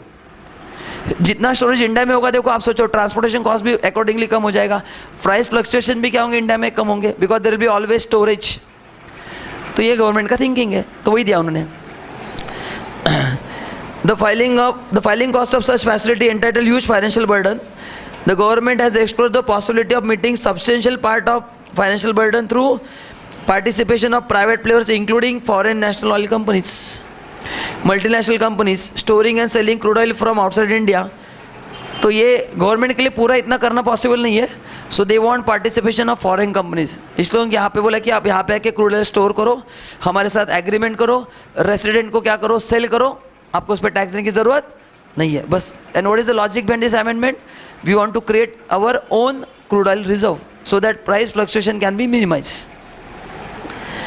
अच्छा, ये 1050 एक जनरल अमेंडमेंट हुआ है, ये जस्ट पढ़ना है. Any income arising from any specified service provided on or after the date on which provision of Chapter 8 of the Finance Act 16 comes into force and chargeable to equalization levy under this chapter is exempt. अच्छा, ये अभी आप एक काम करो, cut करो, मत पढ़ो. हाँ, ये भी आपने काम का नहीं कुछ एज सच, फाइनल में इंपॉर्टेंट है, छोड़ दो इसको. Now last amendment 10AA. 10AA क्या था, हमने पढ़ा था ACZ, तो उसमें एक ही अमेंडमेंट हुआ है. देखो, the unit in ACZ begins to manufacture produce article things during financial year 5-6 but before 31 March 20. पहले क्या था, 1-4-5 के बाद स्टार्ट करना बोला था. अगर आप हमने प्रोविजन देखेंगे, the unit in ACZ should commence operation any time after 145 बोला था, तो वो ओपन था, मतलब कभी भी स्टार्ट कर सकते हैं. अभी क्या बोला है, आपको ये कब स्टार्ट करना पड़ेगा, 31 मार्च 21 के पहले. मतलब इसके बाद गवर्नमेंट आपको 10AA का बेनिफिट क्लेम नहीं देंगी. मैंने कहा ना कि जैसे वो टैक्स रेट कम कर रहे हैं, वहाँ पे बेनिफिट भी क्या कर रहे हैं, फेज वाइज उसको कम कर रहे हैं. मतलब अगर आप ACZ में अभी बिजनेस स्टार्ट करते हो, कौन से डेट के बाद, इस डेट के बाद, तो आपको इनकम टैक्स बेनिफिट जो हमने पढ़ा था ना, एक्सपोर्ट प्रॉफिट 10 साल तक एक्सेंट वगैरह, वो नहीं मिलेगा. तो जस्ट देर, इसको बोलते हैं सनसेट डेट. उन्होंने कट ऑफ डेट डाल दी, उसको बोलते हैं लीगल लैंग्वेज में सनसेट डेट. इसके बाद आपको नहीं मिलेगा. सो ये हो गया चैप्टर 3. इनकम फ्रॉम सैलरी में कुछ खास अमेंडमेंट नहीं है. ये एक जनरल नॉलेज के लिए दिया है. देखते क्या है, कंटिन्यू सर्विस पढ़ना है, कुछ खास इंपॉर्टेंट नहीं है. एंड एक दूसरा छोटा सा अमेंडमेंट है, बाकी पूरा सैलरी आपने जो पढ़ा था एज इट इज़ है ना, happy situation. Continue service, if employ retire from former employ and joins new employer, further RPF balance of such employee with his employer, with his former employee has been transferred to RPF account of such employee with new employer. मतलब क्या दिया है कि एक employ ने पुरानी company छोड़ दी, उसने नई कंपनी ज्वाइन की है, उसका जो प्रोविडेंट फंड का पुराने एम्प्लॉयर का कंट्रीब्यूशन है, वो अकाउंट नए कंपनी में क्या किया है, ट्रांसफ़र किया है. तो then two employment will be treated as continuous service. क्योंकि हमने पढ़ा था RPF का पैसा 5 साल के बाद विड्रॉ करेंगे तो टैक्स एग्जेम्प्ट है, 5 साल के अंदर विड्रॉ करेंगे तो एग्जेम्प्ट है. अभी यहाँ पे मेरी 5 साल के अंदर विड्रॉ करेंगे तो टैक्सेबल है RPF, एंड 5 साल के बाद क्या है, एग्जेम्प्ट है. तो अगर मैं 5 साल के अंदर कंपनी छोड़ के नया कंपनी ज्वाइन करता हूँ तो उन्होंने बोला कोई प्रॉब्लम नहीं, उसको हम क्या मानेंगे, कंटिन्यूस मानेंगे. ओनली कंडीशन क्या है, पुराने जो अकाउंट है वो नए एम्प्लॉयर के पास जाना ज़रूरी है. बस एकदम थ्योरेटिकली कुछ काम का नहीं है. दूसरा एक हमने पढ़ा था अप्रूव्ड एन्युएशन फंड, जहाँ पे अगर कोई याद है तो 1 लाख तक कंपनी का कॉन्ट्रीब्यूशन एग्जेम्प्ट था. हमने पढ़ा था वो कितना हो गया अभी, 1,50,000 बस. तो कंपनी का जो सुपर एन्युएशन फंड का जो कंपनी का कॉन्ट्रीब्यूशन है कितना एग्जेम्प्ट है, पहले कितना था, वहाँ पे लिख रहे को अर्लियर 1 लाख, पहले कितना था,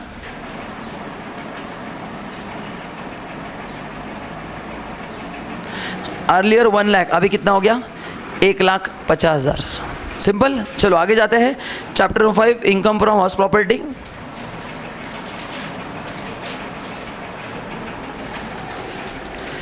बहुत ही सिंपल अमेंडमेंट हुआ है. ये अमेंडमेंट हुआ है section 24B, interest on housing loan. हमने अभी तक क्या पढ़ा था, एक बार रिवाइज करते हैं. अगर लोन 99 के पहले लिया है तो हमको डिडक्शन मिलता है 30,000 और interest paid which is less.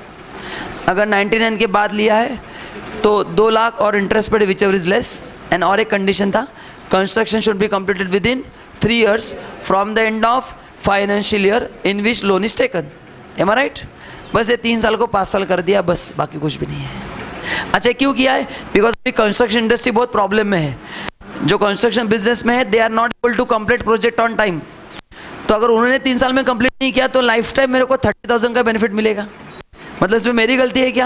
नहीं, कंस्ट्रक्शन बिजनेस में वो भी फाइनेंशियली बहुत प्रॉब्लम में है. तो they are not able to complete project in time, 3-4 साल में। अगर उन्हें 3 का 6 साल भी है तो एससीसी को लाइफ टाइम कितना मिलेगा, 30,000 मिलेगा। तो ये समझ के गवर्नमेंट ने कंस्ट्रक्शन इंडस्ट्री को सपोर्ट दिया है, क्योंकि अभी कंस्ट्रक्शन में थोड़ा प्रॉब्लम है, तो 5 साल कर दिया है। So even if there is a delay in construction beyond 3 years, you can claim it. ठीक है, तो वही है, पढ़ लेते 1 मिनट, बैटरी चेंज करता हूँ, पढ़ लो आप तब तक। बस थ्योरेटिकल अमेंडमेंट है, बाकी सब सेम ही है। और उसमें लॉजिक भी दिया है टू सपोर्ट कंस्ट्रक्शन इंडस्ट्री, बाकी कुछ भी नहीं है।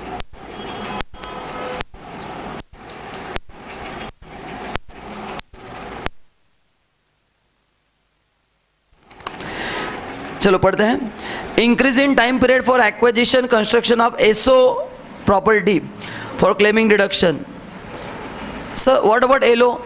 एलो के लिए पहले से कोई रिस्ट्रिक्शन नहीं है, जितना है उतना इंटरेस्ट मिलता है। जो भी रिस्ट्रिक्शन कौन से प्रॉपर्टी पे है? एसओ। सेक्शन 24 देखो, date of applicability AY 17-18। The existing provision of section 24B provides that interest payable on capital borrowed for acquisition or construction of house property shall be deducted while computing the income from house property. The second proviso to said clause provide that a deduction of amount of 2 lakh shall be allowed where the house property referred to in subsection 2 of section 23 has been acquired or constructed with capital borrowed on or after 1st of April 1999 and such acquisition or construction is completed within 3 years from the end of financial year in which capital was borrowed. ये है existing provision जो हम सबने पढ़ा था कि 2 लाख का benefit मिलेगा। कंस्ट्रक्शन कितने साल में होना चाहिए? 3 साल। अभी 3 को कितना कर दिया? 5। That's it. In the view of the fact that housing project often take longer time for completion, it is proposed that second proviso of clause B section 24 to be amended to provide that deduction under the said proviso on account of interest paid on capital borrowed for acquisition construction of SO house property shall be available if the acquisition construction is completed within 5 years from the end of financial year in which capital was borrowed। तो 3 साल का कितना कर दिया? 5 साल। तो यहाँ पे मैंने कमेंट दिया है, वो ये गवर्नमेंट की कोशिश क्या है कि कंस्ट्रक्शन इंडस्ट्री को थोड़ी हेल्प मिले, बाकी कुछ भी नहीं। तो आप पढ़ लो। तो कितना हुआ है? 2 साल का, 3 साल का कितना हुआ है? 5 साल। अमाउंट में चेंज नहीं, अमाउंट 2 लाख, ये ध्यान में रखो। 9-10 के बाद डिडक्शन 2 लाख का ही मिलेगा। चेंज कहाँ पे हुआ है? जो पहले 3 साल का समय था वो कितना किया? 5 years। चलो आगे जाते हैं। Last amendment in house property. अच्छा पहले मैं यहाँ पे सर्कल करता हूँ सेक्शन 25A, 25AA, 25B। पहले क्या बताता हूँ, ये थे अनराइज rent, recovery of unrealised rent. 1-2 के पहले तो हम सेक्शन 25 अप्लाई करते थे, 1-2 के बाद है तो 25AA अप्लाई करते थे। एंड 25 भी क्या है? Arrears of rent, increase in rent with retrospective effect, बराबर है ना? हाँ, तो इन तीनों को मर्ज करके एक सेक्शन बनाया गया है 25A। अभी क्या था प्रॉब्लम, पहले समझ लो, ध्यान से सुनो। मैं अमेंडमेंट के पहले की बात कर रहा हूँ, जो आपको ऑब्वियसली याद है। अनराइज रेंट का जो डिडक्शन रिकवरी होता है, वेदर इट इज 25A और 25AA, हमने पढ़ा था कि उसके लिए कोई भी डिडक्शन नहीं मिलेगा। लेकिन एरियर्स के लिए अपन डिडक्शन अलाउ करते 30% का। तो गवर्नमेंट ने कहा कि इस साल से हम दोनों को डिडक्शन देंगे 30% का। तो अब इन सब तीनों सेक्शन को मर्ज करके एक नया सेक्शन बना दिया है 25A, कि जहाँ पे फिर अभी कंबाइन हो गया 25 का भी हेडिंग क्या है? Arrears of rent and unrealised rent, दोनों के लिए आप कितना बेनिफिट क्लेम करोगे? 30%। अमेंडमेंट के पहले खाली किसको मिलता था बोलो? अमेंडमेंट के पहले खाली किसको मिलता था? एरियर्स को मिलता था, अनराइज को नहीं मिलेगा। अभी अमेंडमेंट के बाद क्या मिलेगा? अनराइज को भी देना लेंगे। फिर गवर्नमेंट ने सोचा अगर अनराइज को भी 30 देना है, एरियर्स को भी 30 देना है, तो तीनों सेक्शन अलग अलग क्यों रखना? अभी सभी एक लाइन पे आ गए, तीनों को मर्ज करके एक ही सेक्शन बना दिया 25A। बस इतना ही हुआ है, बाकी कुछ भी नहीं है। तो क्या अमेंडमेंट हुआ है? इन 3 सेक्शन को मर्ज करके एक बना दिया 25A। एंड 25 का भी हेडिंग क्या है? Unrealised, recovery of unrealised rent plus arrears of rent, दोनों एक साथ कर दिए। चलो पढ़ लेते। Existing provision of section 25A, 25AA and 25B relates to special provision on taxation of unrealized rent allowed as a deduction when realized subsequently unrealised rent received subsequently and arrears of rent received respectively, certain deductions are available. लेकिन deduction किसके तो बोले, deduction अनराइज के लिए था या arrears के लिए था? डिडक्शन पहले एरियर्स के लिए था, अनराइज के लिए नहीं था, अभी दोनों को दे दिया है। एंड इसलिए उन्होंने तीनों सेक्शन को क्या कर दिया है, मर्ज करके एक सेक्शन बना दिया है। It is propose to simplify this provision and merge them under single new section 25A and bring uniformity in tax treatment of arrears of rent and unrealised rent. तो नाउ व्हाट इज 25A? जो हमने तीन अलग अलग पढ़ा था, अभी तीनों का एक ही नाम है, recovery of unrealised rent and arrears of rent. सभी केस में आपको कितना डिडक्शन मिलेगा? 30%। It is propose to provide that amount of rent received in arrears, देखो, और अमाउंट ऑफ अनराइज्ड रेंट दोनों दिया है, subsequently by assessee shall be charged to income tax in financial year in which such rent is received। ये तो हमने पहले पढ़ा था, ये दोनों टैक्सेबल कब थे? In the year of receipt, इसमें कोई चेंज नहीं है। Whether assessee is the owner of the property और not in that financial year, ये भी दोनों में कॉमन था, ये भी हमने पढ़ा था। फर्क एक ही कंडीशन में था, अनराइज्ड को 30% नहीं मिलता था, एरियर्स को मिलता था। It is also propose that 30% of arrears of rent और अनराइज्ड rent subsequently by the assessee shall be allowed as a deduction। बस that's it। so these are the two amendments in house property। पहला amendment क्या हुआ है? 2 साल का period 5 साल हुआ है, क्या 3 साल का 5 साल?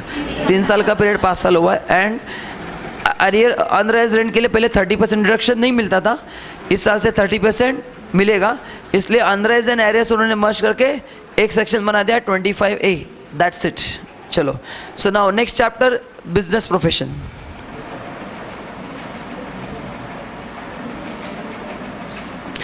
इसमें बहुत सारे अमेंडमेंट्स है, एज यूजुअल बहुत इंपॉर्टेंट चैप्टर है। So there are lot many amendments in PGP and capital gain. फिर आगे इतने अमेंडमेंट्स नहीं है।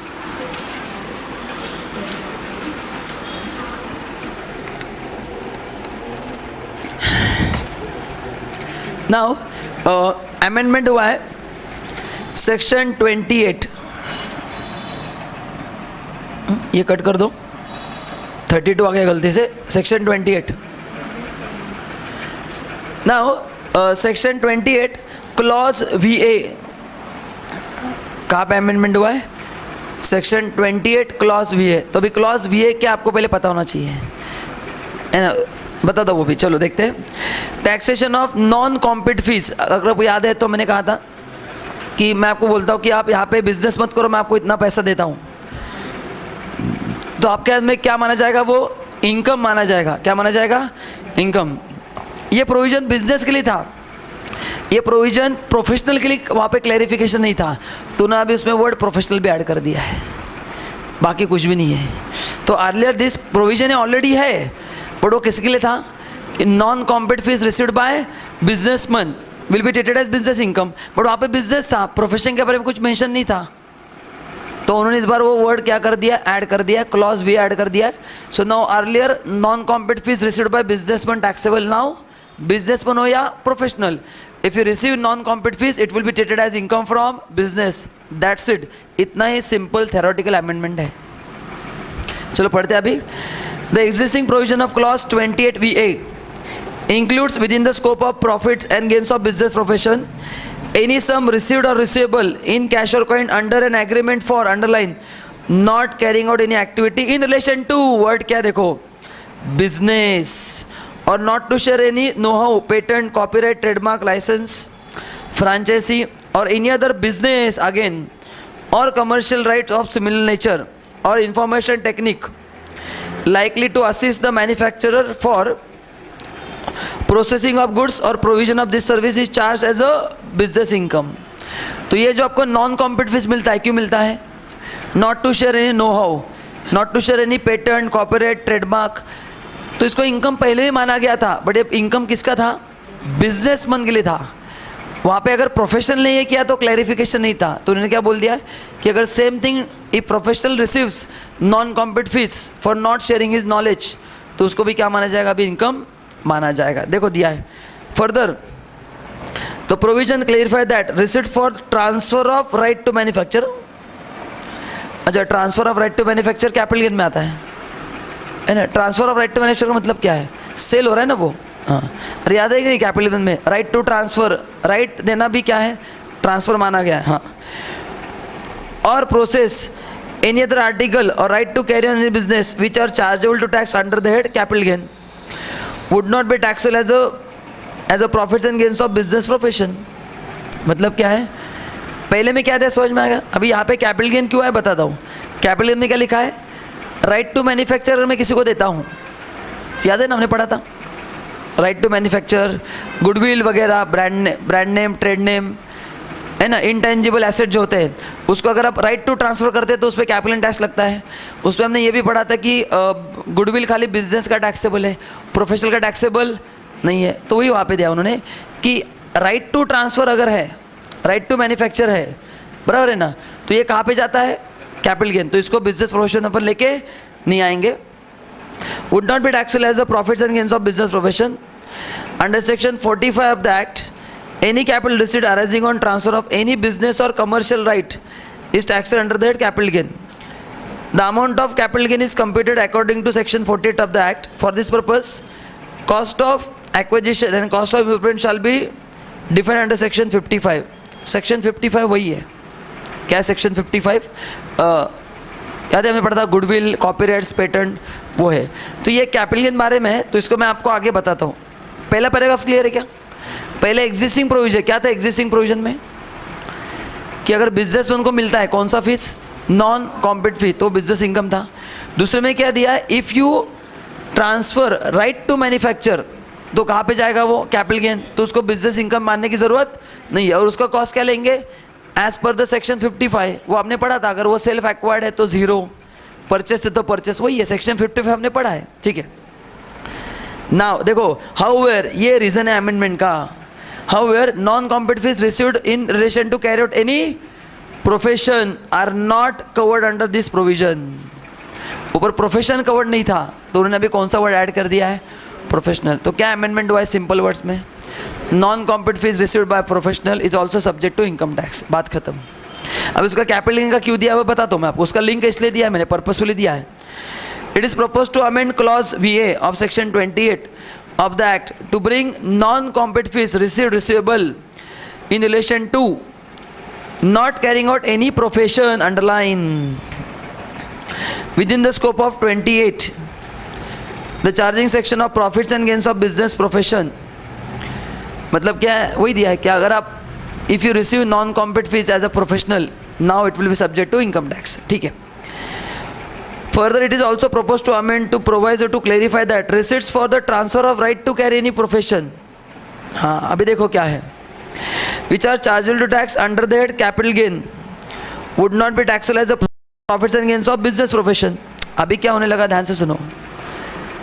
non compete fees received by professional, now it is treated as business income. But if I transfer right to carry any profession, right to carry मतलब मैंने मेरा profession transfer कर दिया, राइट टू कैरी तुमको दे दिया, तो वो कहाँ पे टैक्सेबल होगा, कैपिटल गेन. तो उसको अगेन बिजनेस इनकम में हम टैक्स नहीं देंगे, ये उन्होंने क्लैरिफाई किया है. मतलब दो जगह पे टैक्सेबल नहीं होगा.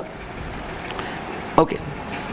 It is also propose to amend section 55 so as to provide that cost of acquisition and cost of improvement for working out the capital gain on capital receipts arising out of transfer of right to carry on any profession shall be nil. और अगर आप इसको transfer करते हैं तो उसको क्या माना गया है, नील. अभी मैं आपको लिंक करके बताता हूँ दोनों एक बार. ये मैंने पढ़ लिया, अभी ध्यान से सुनो. अभी पहला पार्ट बताता हूँ. पहला पार्ट तो सिंपल है, अभी ध्यान से सुनो, मेरी तरफ ध्यान दो. ये दोनों बिजनेस रिलेटेड है.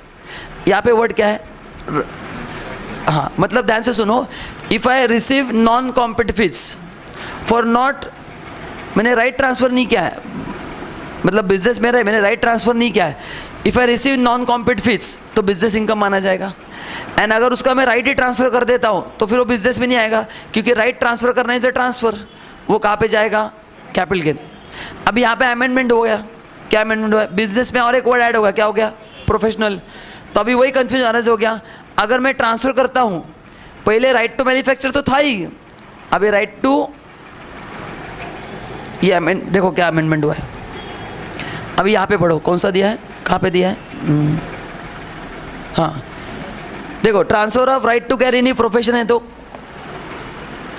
उसका क्या करेंगे, तो उसको भी वही कैपिटल गेन में मिलेंगे, उसको भी बिजनेस में टैक्स नहीं देना है. तो ऐसे दो करस्पॉन्डिंग अमेंडमेंट्स हैं. ऊपर क्या था, ट्रांसफ़र ऊपर ट्रांसफ़र किसका किया था? Right to manufacture. यहाँ पे किसका ट्रांसफ़र राइट? हाँ, तो वो बिजनेस इनकम में नहीं आएगा, क्योंकि नॉन कॉम्पिट फीस प्रोफेशन में आएगा, non compete fees business profession में आएगा।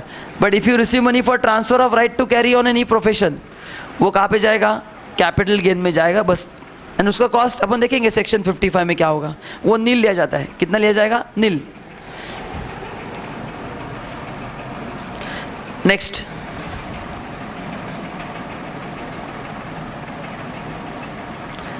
नाउ अभी छोटे छोटे अमेंडमेंट्स है। देखो नेक्स्ट अमेंडमेंट हुआ है एडिशनल डेप्रिसिएशन में। याद है हम क्लेम करते थे 20%, मोर देन 180 डेज है तो 20%, एंड लेस देन 180 है तो 10%। रेट में कोई चेंज नहीं है। देखो वर्डिंग्स में फ़र्क किया, देखो क्या दिया है। Under the existing provision the benefit of additional depreciation is not available on new plant and machinery install by SSC engage in the business of transmission of power. Existing जो बेनिफिट दिया वो किसके लिए दिया है? जनरेशन के लिए दिया है। जब हमने पढ़ा था तो मैंने कहा था कि right now who can claim additional depreciation? Manufacturing and those who are in power generation. इस साल से उन्होंने बस ट्रांसमिशन वालों को भी ऐड किया, बस बाकी कुछ भी नहीं है। सो पहले जो अपने नोट्स है उसमें हमने क्या लिखा है? दो लोग क्लेम कर सकते हैं एडिशनल डेप्रिसिएशन, एक मैन्युफैक्चर एंड दूसरा पावर जनरेशन। उसमें ट्रांसमिशन पावर ट्रांसमिशन नहीं था, तो यहाँ पे उन्होंने किसको ऐड कर दिया? पावर ट्रांसमिशन को भी ऐड कर दिया, बाकी कुछ भी नहीं है। ट्रांसमिशन जनरेशन में फ़र्क क्या है? जनरेट करता है क्या, और ट्रांसमिट मतलब जो डिस्ट्रीब्यूशन करेगा उसको बोलते हैं ट्रांसमिशन। तो दो लोग अलग अलग होंगे तो भी मिलेगा, बस वही दिया। देखो, in order to rationalise the incentive of power sector it is propose to amend this section so as to provide that assessee engage in the business of, देखो, transmission of power shall also be entitle for additional depreciation. तो पहले किसको था? खाली power sector में खाली किसको था? Power generation. अब इसमें किसको ऐड कर दिया है? ट्रांसमिशन ऑफ पावर, बस दैट्स इट, बाकी सब कुछ सेम है। नेक्स्ट, नाउ सेक्शन 32 AC, अगर कोई याद है तो रिकॉल करके देता हूँ। इन्वेस्टमेंट अलाउंस, अगर आप 25 करोड़ के ऊपर इन्वेस्ट करते हैं तो आपको 15% का बेनिफिट मिलता था, याद है आपको? हाँ, उसमें एक छोटा सा थ्योरेटिकल अमेंडमेंट हुआ है। 25 करोड़ 15% सब कुछ सेम है, याद है ना हमने क्या था? Investment allowance. हाँ, उसमें अमेंडमेंट हुआ है, देखो क्या है। Rationalization of scope of tax incentive under section 32 AC. Date of applicability from AY 1617. The existing provision of section 32 AC 1A of Act provide for investment allowance at the rate of 15% on investment made in new assets exceeding 25 crore in a previous year by company engaged in manufacturing or production of any article or thing subject to condition that acquisition and installation has to be done in the same previous year। इस line को underline करो। तो ये existing provision है। तो क्या बोला existing provision में? कि आपका कंपनी कौन सा होना चाहिए? मैन्युफैक्चरिंग एंड प्रोडक्शन होना चाहिए। आपका इन्वेस्टमेंट कितना होना चाहिए? 25 करोड़ के ऊपर होना चाहिए। तो आपको कितना बेनिफिट मिलेगा? 15%। बट कंडीशन क्या है? ये एक्विजिशन इंस्टॉलेशन दोनों एक साथ होना चाहिए। अब इन्होंने बोला है कि तुम एक्वायर्ड आज करो, इंस्टॉल बाद में क्या तो भी चलेगा, बस ये सिंपल अमेंडमेंट हुआ है। ओनली इंस्टॉलेशन कब होना चाहिए? 31 मार्च 17 के पहले होना चाहिए। मतलब किसी ने 15-16 में लेके रखा है बट उसको डिडक्शन नहीं मिला क्योंकि उससे वो इंस्टॉल नहीं कर पाया, तो अभी उसने अगर बाद में इंस्टॉल करेगा तो भी मिलेगा। पहले क्या था?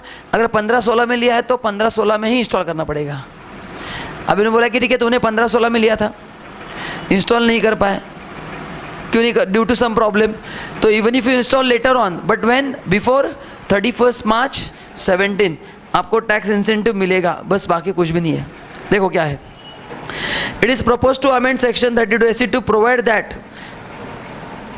The acquisition of the plant and machinery of specified value has to be made in previous year. मतलब 25 करोड़ के रुपए का एसेट, 25 करोड़ के ऊपर एसेट एक साल में लेना है, वो तो है as it is. However installation में be made by 31 March 2017 in order to avail the benefit of investment allowance of 15%.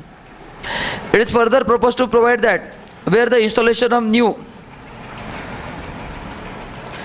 asset is in the year other than the year of acquisition, the deduction under this subsection shall be allowed in the year in which the new asset is installed. ये भी clarify किया है। अभी इन्होंने क्या बोला है कि तुमने जिस साल खरीदी किया उस साल इंस्टॉल नहीं किया तो चलेगा, अगले साल क्या तो चलेगा, बट कब करना है? 31 मार्च 17 के पहले करना है, ये तो क्लेरिफाई कर दिया।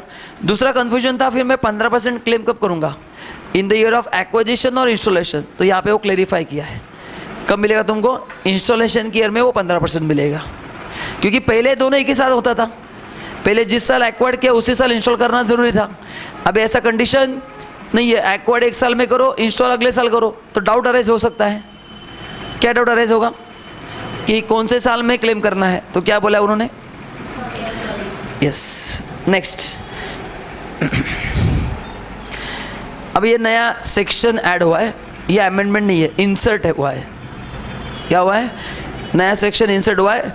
अभी गवर्नमेंट जो टेलीकॉम ऑपरेटर्स है इनसे स्पेक्ट्रम फीस लेती है।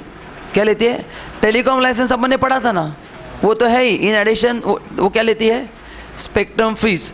तो ये जो स्पेक्ट्रम फीस दे रहे जो टेलीकॉम कंपनीज है उनको डिडक्शन कैसे मिलेगा, ये सब यहाँ पे क्लेरिफाई किया है।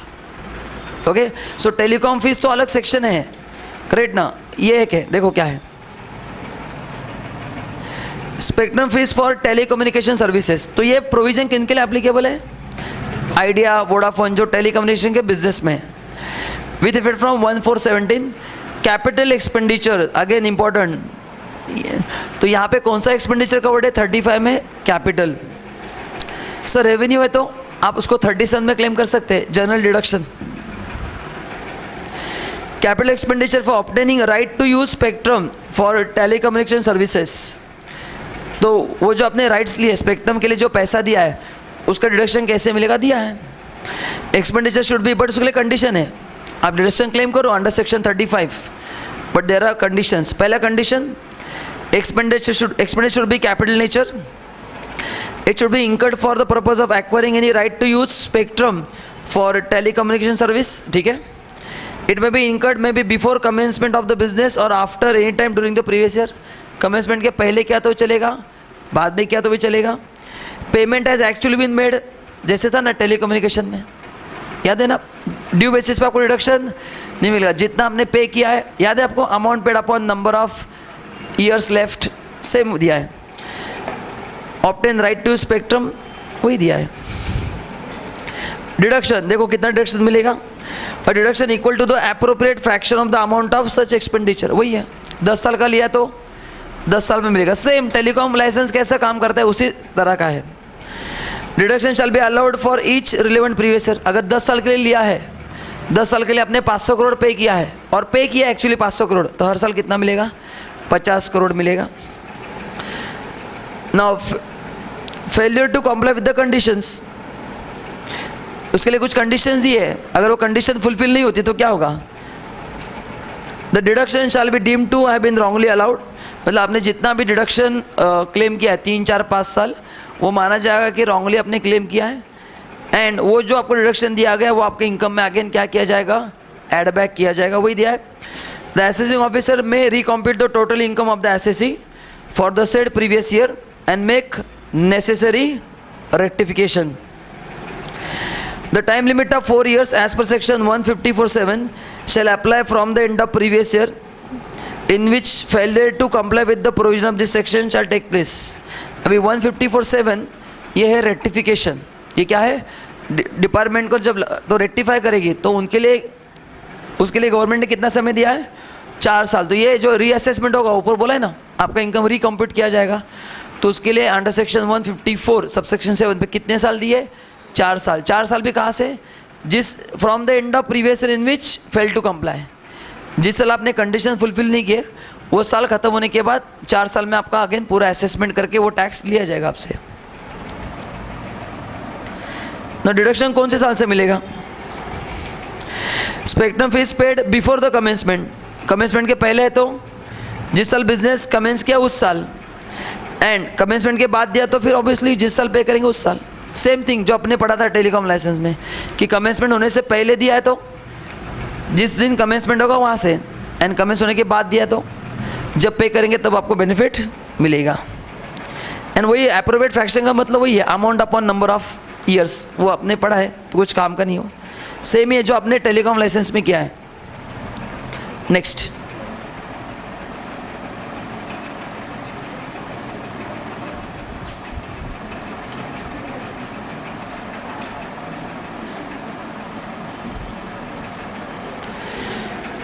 अभी बैड डेट्स में अमेंडमेंट हुआ है section 36, deduction in respect of provision for bad and doubtful debts in case of non banking financial companies. तो ये अमेंडमेंट अपन जो पढ़ रहे हैं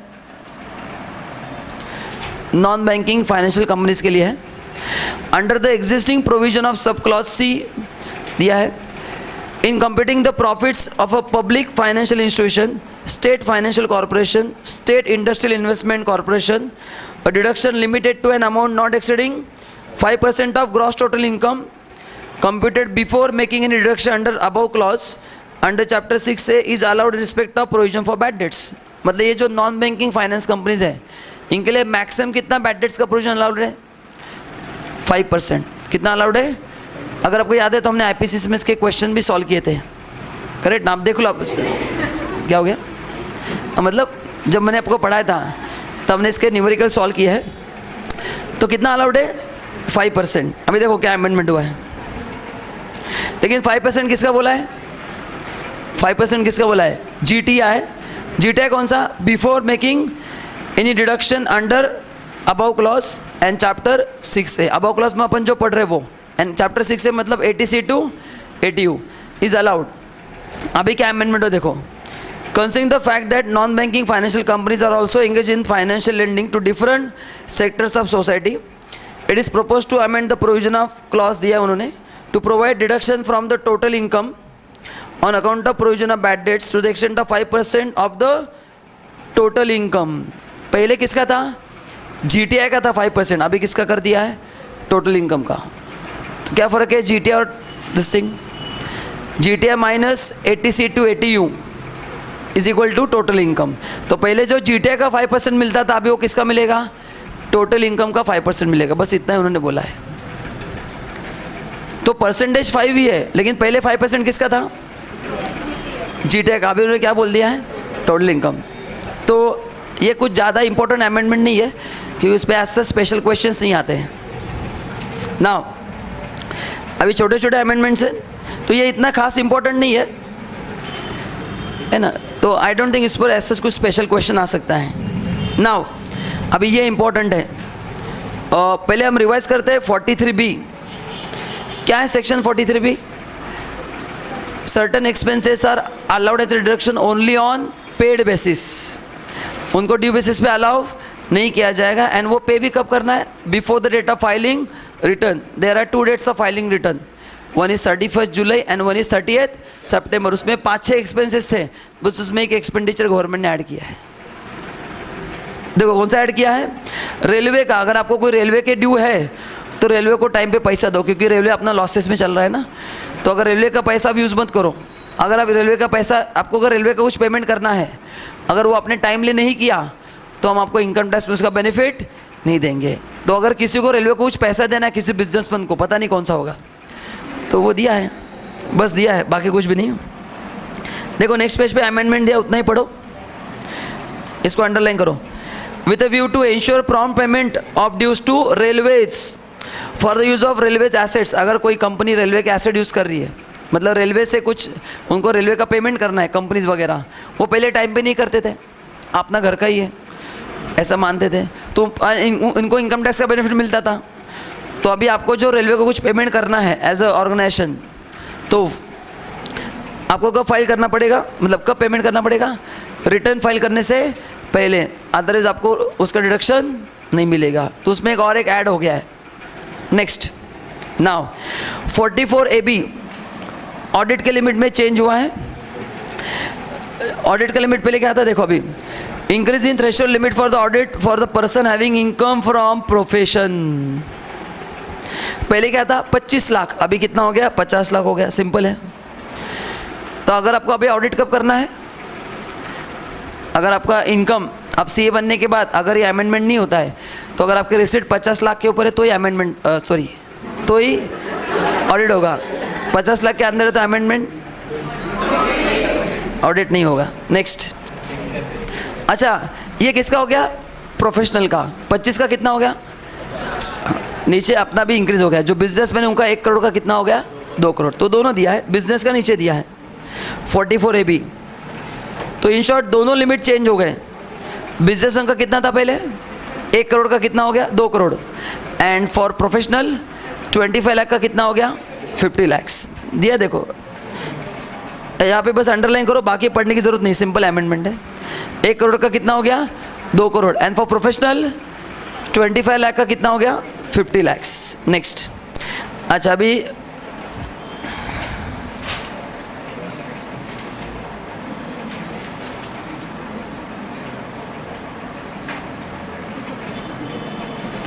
अच्छा यहाँ पे एक लाइन ड्रॉ करो, ये थोड़ा दूसरे सेक्शन का यहाँ पे आ गया है, ये 44 AD का यहाँ पे आ गया है, यहाँ पे लिखो 44 AD, गलती से आ गया है, ये AB का ख़त्म हो गया, ये 44 AD का यहाँ पे अमेंडमेंट हुआ है, सेक्शन 44 AD लिखो, टाइपिंग मिस्टेक हो गई वो, just right here section 44 AD।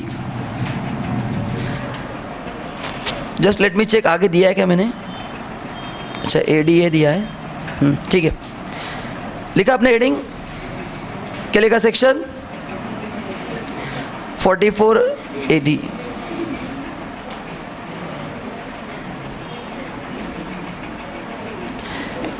अच्छा 44 AD क्या है, पहले हम रिवाइज करते हैं। अगर कोई याद है तो वो था प्रिजम्पटिव इनकम, याद है, जहाँ पे अगर आपका टर्नओवर 1 करोड़ के अंदर है एंड अगर आप 8% से कम इनकम दिखाते हो तो आपका ऑडिट होगा, बराबर है ना, तो ऑडिट होगा। 8% दिखाओ तो ऑडिट नहीं होगा। तो ऑब्वियसली अगर ऑडिट लिमिट 1 का 2 करोड़ हो गया तो 44 AD में भी क्या होगा, 1 करोड़ का 2 करोड़ होगा, वो तो बट ऑब्वियस है। 8% में कुछ भी चेंज नहीं हुआ है ना, ध्यान से सुनो क्या अमेंडमेंट हुआ है। अगर कोई याद है, ये जो 8% इनकम होता था उसमें से कोई भी डिडक्शन अलाउ नहीं होता था, एक्सेप्ट अगर आपका पार्टनरशिप फर्म है तो salary and interest payable to partners उतना माइनस होता था।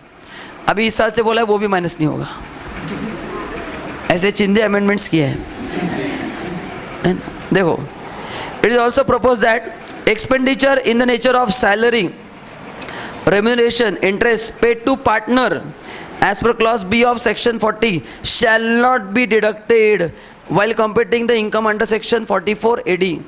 मतलब अपन 8% में से हम पहले क्या करते थे, अगर पार्टनरशिप फर्म है तो हम क्या माइनस करते थे, रेम्यूनरेशन माइनस करते थे। इस साल से आपका पार्टनरशिप फर्म होगा तो भी रेम्यूनरेशन अलाउ नहीं होगा,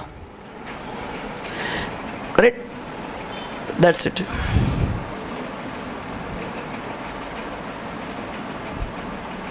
अच्छा और एक अमेंडमेंट हुआ है, तो देखो 44 AD में 3-4 अमेंडमेंट है। पहला अमेंडमेंट 1 करोड़ का कितना हो गया, 2 crore, obviously audit limit increase हो गया। तो दूसरा अमेंडमेंट क्या पड़ा था, जो एज अ पार्टनरशिप फर्म हमको जो पहले बेनिफिट मिलता था, कौन सा बेनिफिट, रेम्यूनरेशन एंड, हाँ, वो अब इस साल से नहीं मिलेगा। नो अमेंडमेंट नंबर 3, देखो इट इज़ ऑल्सो प्रपोज्ड, जहाँ जहाँ पे वर्ड प्रपोज आता है मतलब नई चीज़ है, where an eligible assessee declare profit for any previous year in accordance with the provision of this section and he declare profit for any of the 5 consecutive assessment year। ये नया आ गया, ये इंसर्ट हुआ है, ये अमेंड नहीं, ये नया ऐड हुआ है, पहले नहीं था। मतलब क्या, देखो अभी पहला लाइन क्या बोलता है, it is also propose that where an eligible assessee declare profit for any previous year in accordance with the provision of this section. This section मतलब 44 AD। दिस सेक्शन मतलब हम कौन सा पढ़ रहे हैं, मतलब आपने 8% प्रॉफिट डिक्लेयर किया है, यहाँ तक समझ में आ गया, okay. And he declare profit for any of the 5 consecutive years relevant to previous year succeeding the such previous year not in accordance with subsection A। मतलब अगले 5 साल में अगर उन्होंने 44 AD में अपन कितना डिक्लेयर करते हैं, कितना 8% करेंगे तो ऑडिट नहीं होगा, 8% से कम करेंगे तो ऑडिट होगा। अभी उन्होंने बोला है कि ये आपको अगले 5 साल तक मेंटेन करना पड़ेगा। क्या करना पड़ेगा, हाँ, मैंने उसका एक न्यूमेरिकल दिया, आपको समझ में आएगा। मैं पहले पढ़ता हूँ and then will solve one question. He shall not be eligible to claim the benefit of provision of this section for 5 assessment year subsequent to assessment year relevant to previous year in which profit has not been declared in accordance with the provision of subsection 1। सब कुछ भी समझ में नहीं आया, इसलिए मैंने यहाँ पे न्यूमेरिकल दिया। आई नो, क्योंकि ये कंफ्यूजिंग प्रोविजन है, पढ़ते अपन। देखो फॉर एग्जांपल, ध्यान दो सब लोग, ये तीसरा अमेंडमेंट है 44 AD का। An eligible assessee claims to be tax on presumptive income under section 44 AD for AY 17-18। तो he has opted for 44 AD in AY 17-18. Okay. And offer income of 8 lakhs on turnover of 1 crore. मतलब 8%. ठीक है. For assessment year 18-19, 19-20, also he offers income in accordance with the provision of 44 AD. अगले 2 साल भी वही किया उसने. However, for assessment year 20-21, he offer income of 4 lakh on turnover of 1 crore. 44 AD क्या बोलता है? मिनिमम 8% डिक्लेयर करो. उनका कहना है कि अगर अगले 5 साल में अगर आप 8% से कम इनकम डिक्लेयर करते हैं तो उसने किया ना, 1 करोड़ पे 4 क्या मतलब 4% किया. In this case, since he has not offered income in accordance with the provision of 44 AD for 5 consecutive assessment year, after the assessment 17-18, he will not be eligible to claim benefit of this section 44 AD for next 5 assessment year from the AY 21-22 to 25-26. बताओ क्या है. और एक बात बताता हूँ, आपने 17-18 में 8% इनकम डिक्लेयर किया एज पर प्रेजेंट इनकम, तो उनका कहना है कि अगले 5 साल भी आपको मिनिमम 8% दिखाना पड़ेगा. सो आपने फर्स्ट ईयर किया, उसके बाद ये छोड़ के अगले 5 साल, ये नहीं, 5 सक्सीडिंग व्हाट इज वाई. तो फर्स्ट ईयर किया, सेकंड ईयर किया, थर्ड ईयर 4% दिखाया, तो वहाँ से अगले 5 साल तक आप स्कीम में नहीं आ सकते. बस इतना ही कहना है. तो you have to show minimum 8% for 5 years. अगर अगले 5 साल में कभी भी आप 3% दिखाते हो या 8% से कम दिखाते हो, तो जिस साल में आप 8 से कम दिखाओगे उसके अगले 5 साल आप इस स्कीम में नहीं आ सकते. इतना ही है, बाकी कुछ भी नहीं है. आप प्रेजेंट स्कीम में नहीं आ सकते, मतलब फिर आपका नॉर्मल पेंडल बना के वर्किंग किया जाएगा. तो देखो उसने कब किया, असेसमेंट ईयर कब कम दिखा है, 2021 में कितना देखा है, 4%. तो उस साल से, सो 2021 से 5 साल टोटल, वो पकड़ के अगले 5 साल तक आप इस स्कीम में नहीं आ सकते. बस in short what government wants कि अगर आप 44 AD में 8% डिक्लेयर करें तो प्रॉफिट मेंटेन करो फॉर हाउ मेनी ईयर्स, अगले 5 ईयर्स. अगले 5 ईयर्स में कभी भी अगर आप 8 से कम दिखाते हो तो जिस साल में कम दिखाओगे वो साल पकड़ के 5 साल तक आप इस स्कीम में आगे नहीं आ सकते. नाउ अभी ये बहुत अपने लिए खतरनाक अमेंडमेंट हुआ है फॉर प्रोफेशनल्स. अगर आपको याद है तो हमने पढ़ा था 44 AD हो या AE, प्रेजेंटिव इनकम खाली बिजनेसमैन के लिए था, प्रोफेशनल के लिए एप्लीकेबल नहीं था, क्योंकि प्रोफेशनल का मार्जिन ऑलरेडी बहुत हायर रहता है, बिलो अबव 8%. मैंने क्लास में आपको पूरा एक्सप्लेन किया था कि एज अ प्रोफेशनल आप खर्चा क्या दिखाओगे. सो ऑलरेडी आपका प्रॉफिट बहुत हायर रहता है. तो अभी यहाँ पे बोला है 44 ADA में कि as a professional you have to show minimum 50% as your income, and अगर आप उससे कम दिखाओगे तो ऑडिट करना पड़ेगा even though it is below 50 lakhs. क्योंकि प्रोफेशनल के लिए कितना ऑडिट लिमिट है, 50 लाख है ना, 2 करोड़ बिजनेसमैन के लिए. प्रोफेशनल के लिए कितना है, मैंने आपको क्लास में बताया था कि हम हमारे क्लाइंट का मिनिमम 30 to 40% दिखाते ही है. अभी 50% दिखाना पड़ेगा इंक्लूडिंग सबका, मेरा आपका सबका. नहीं दिखाएंगे तो क्या होगा,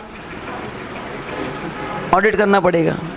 ठीक है, करेंगे, ऑडिट करके कम दिखाएंगे, इतना ही बोला है ना.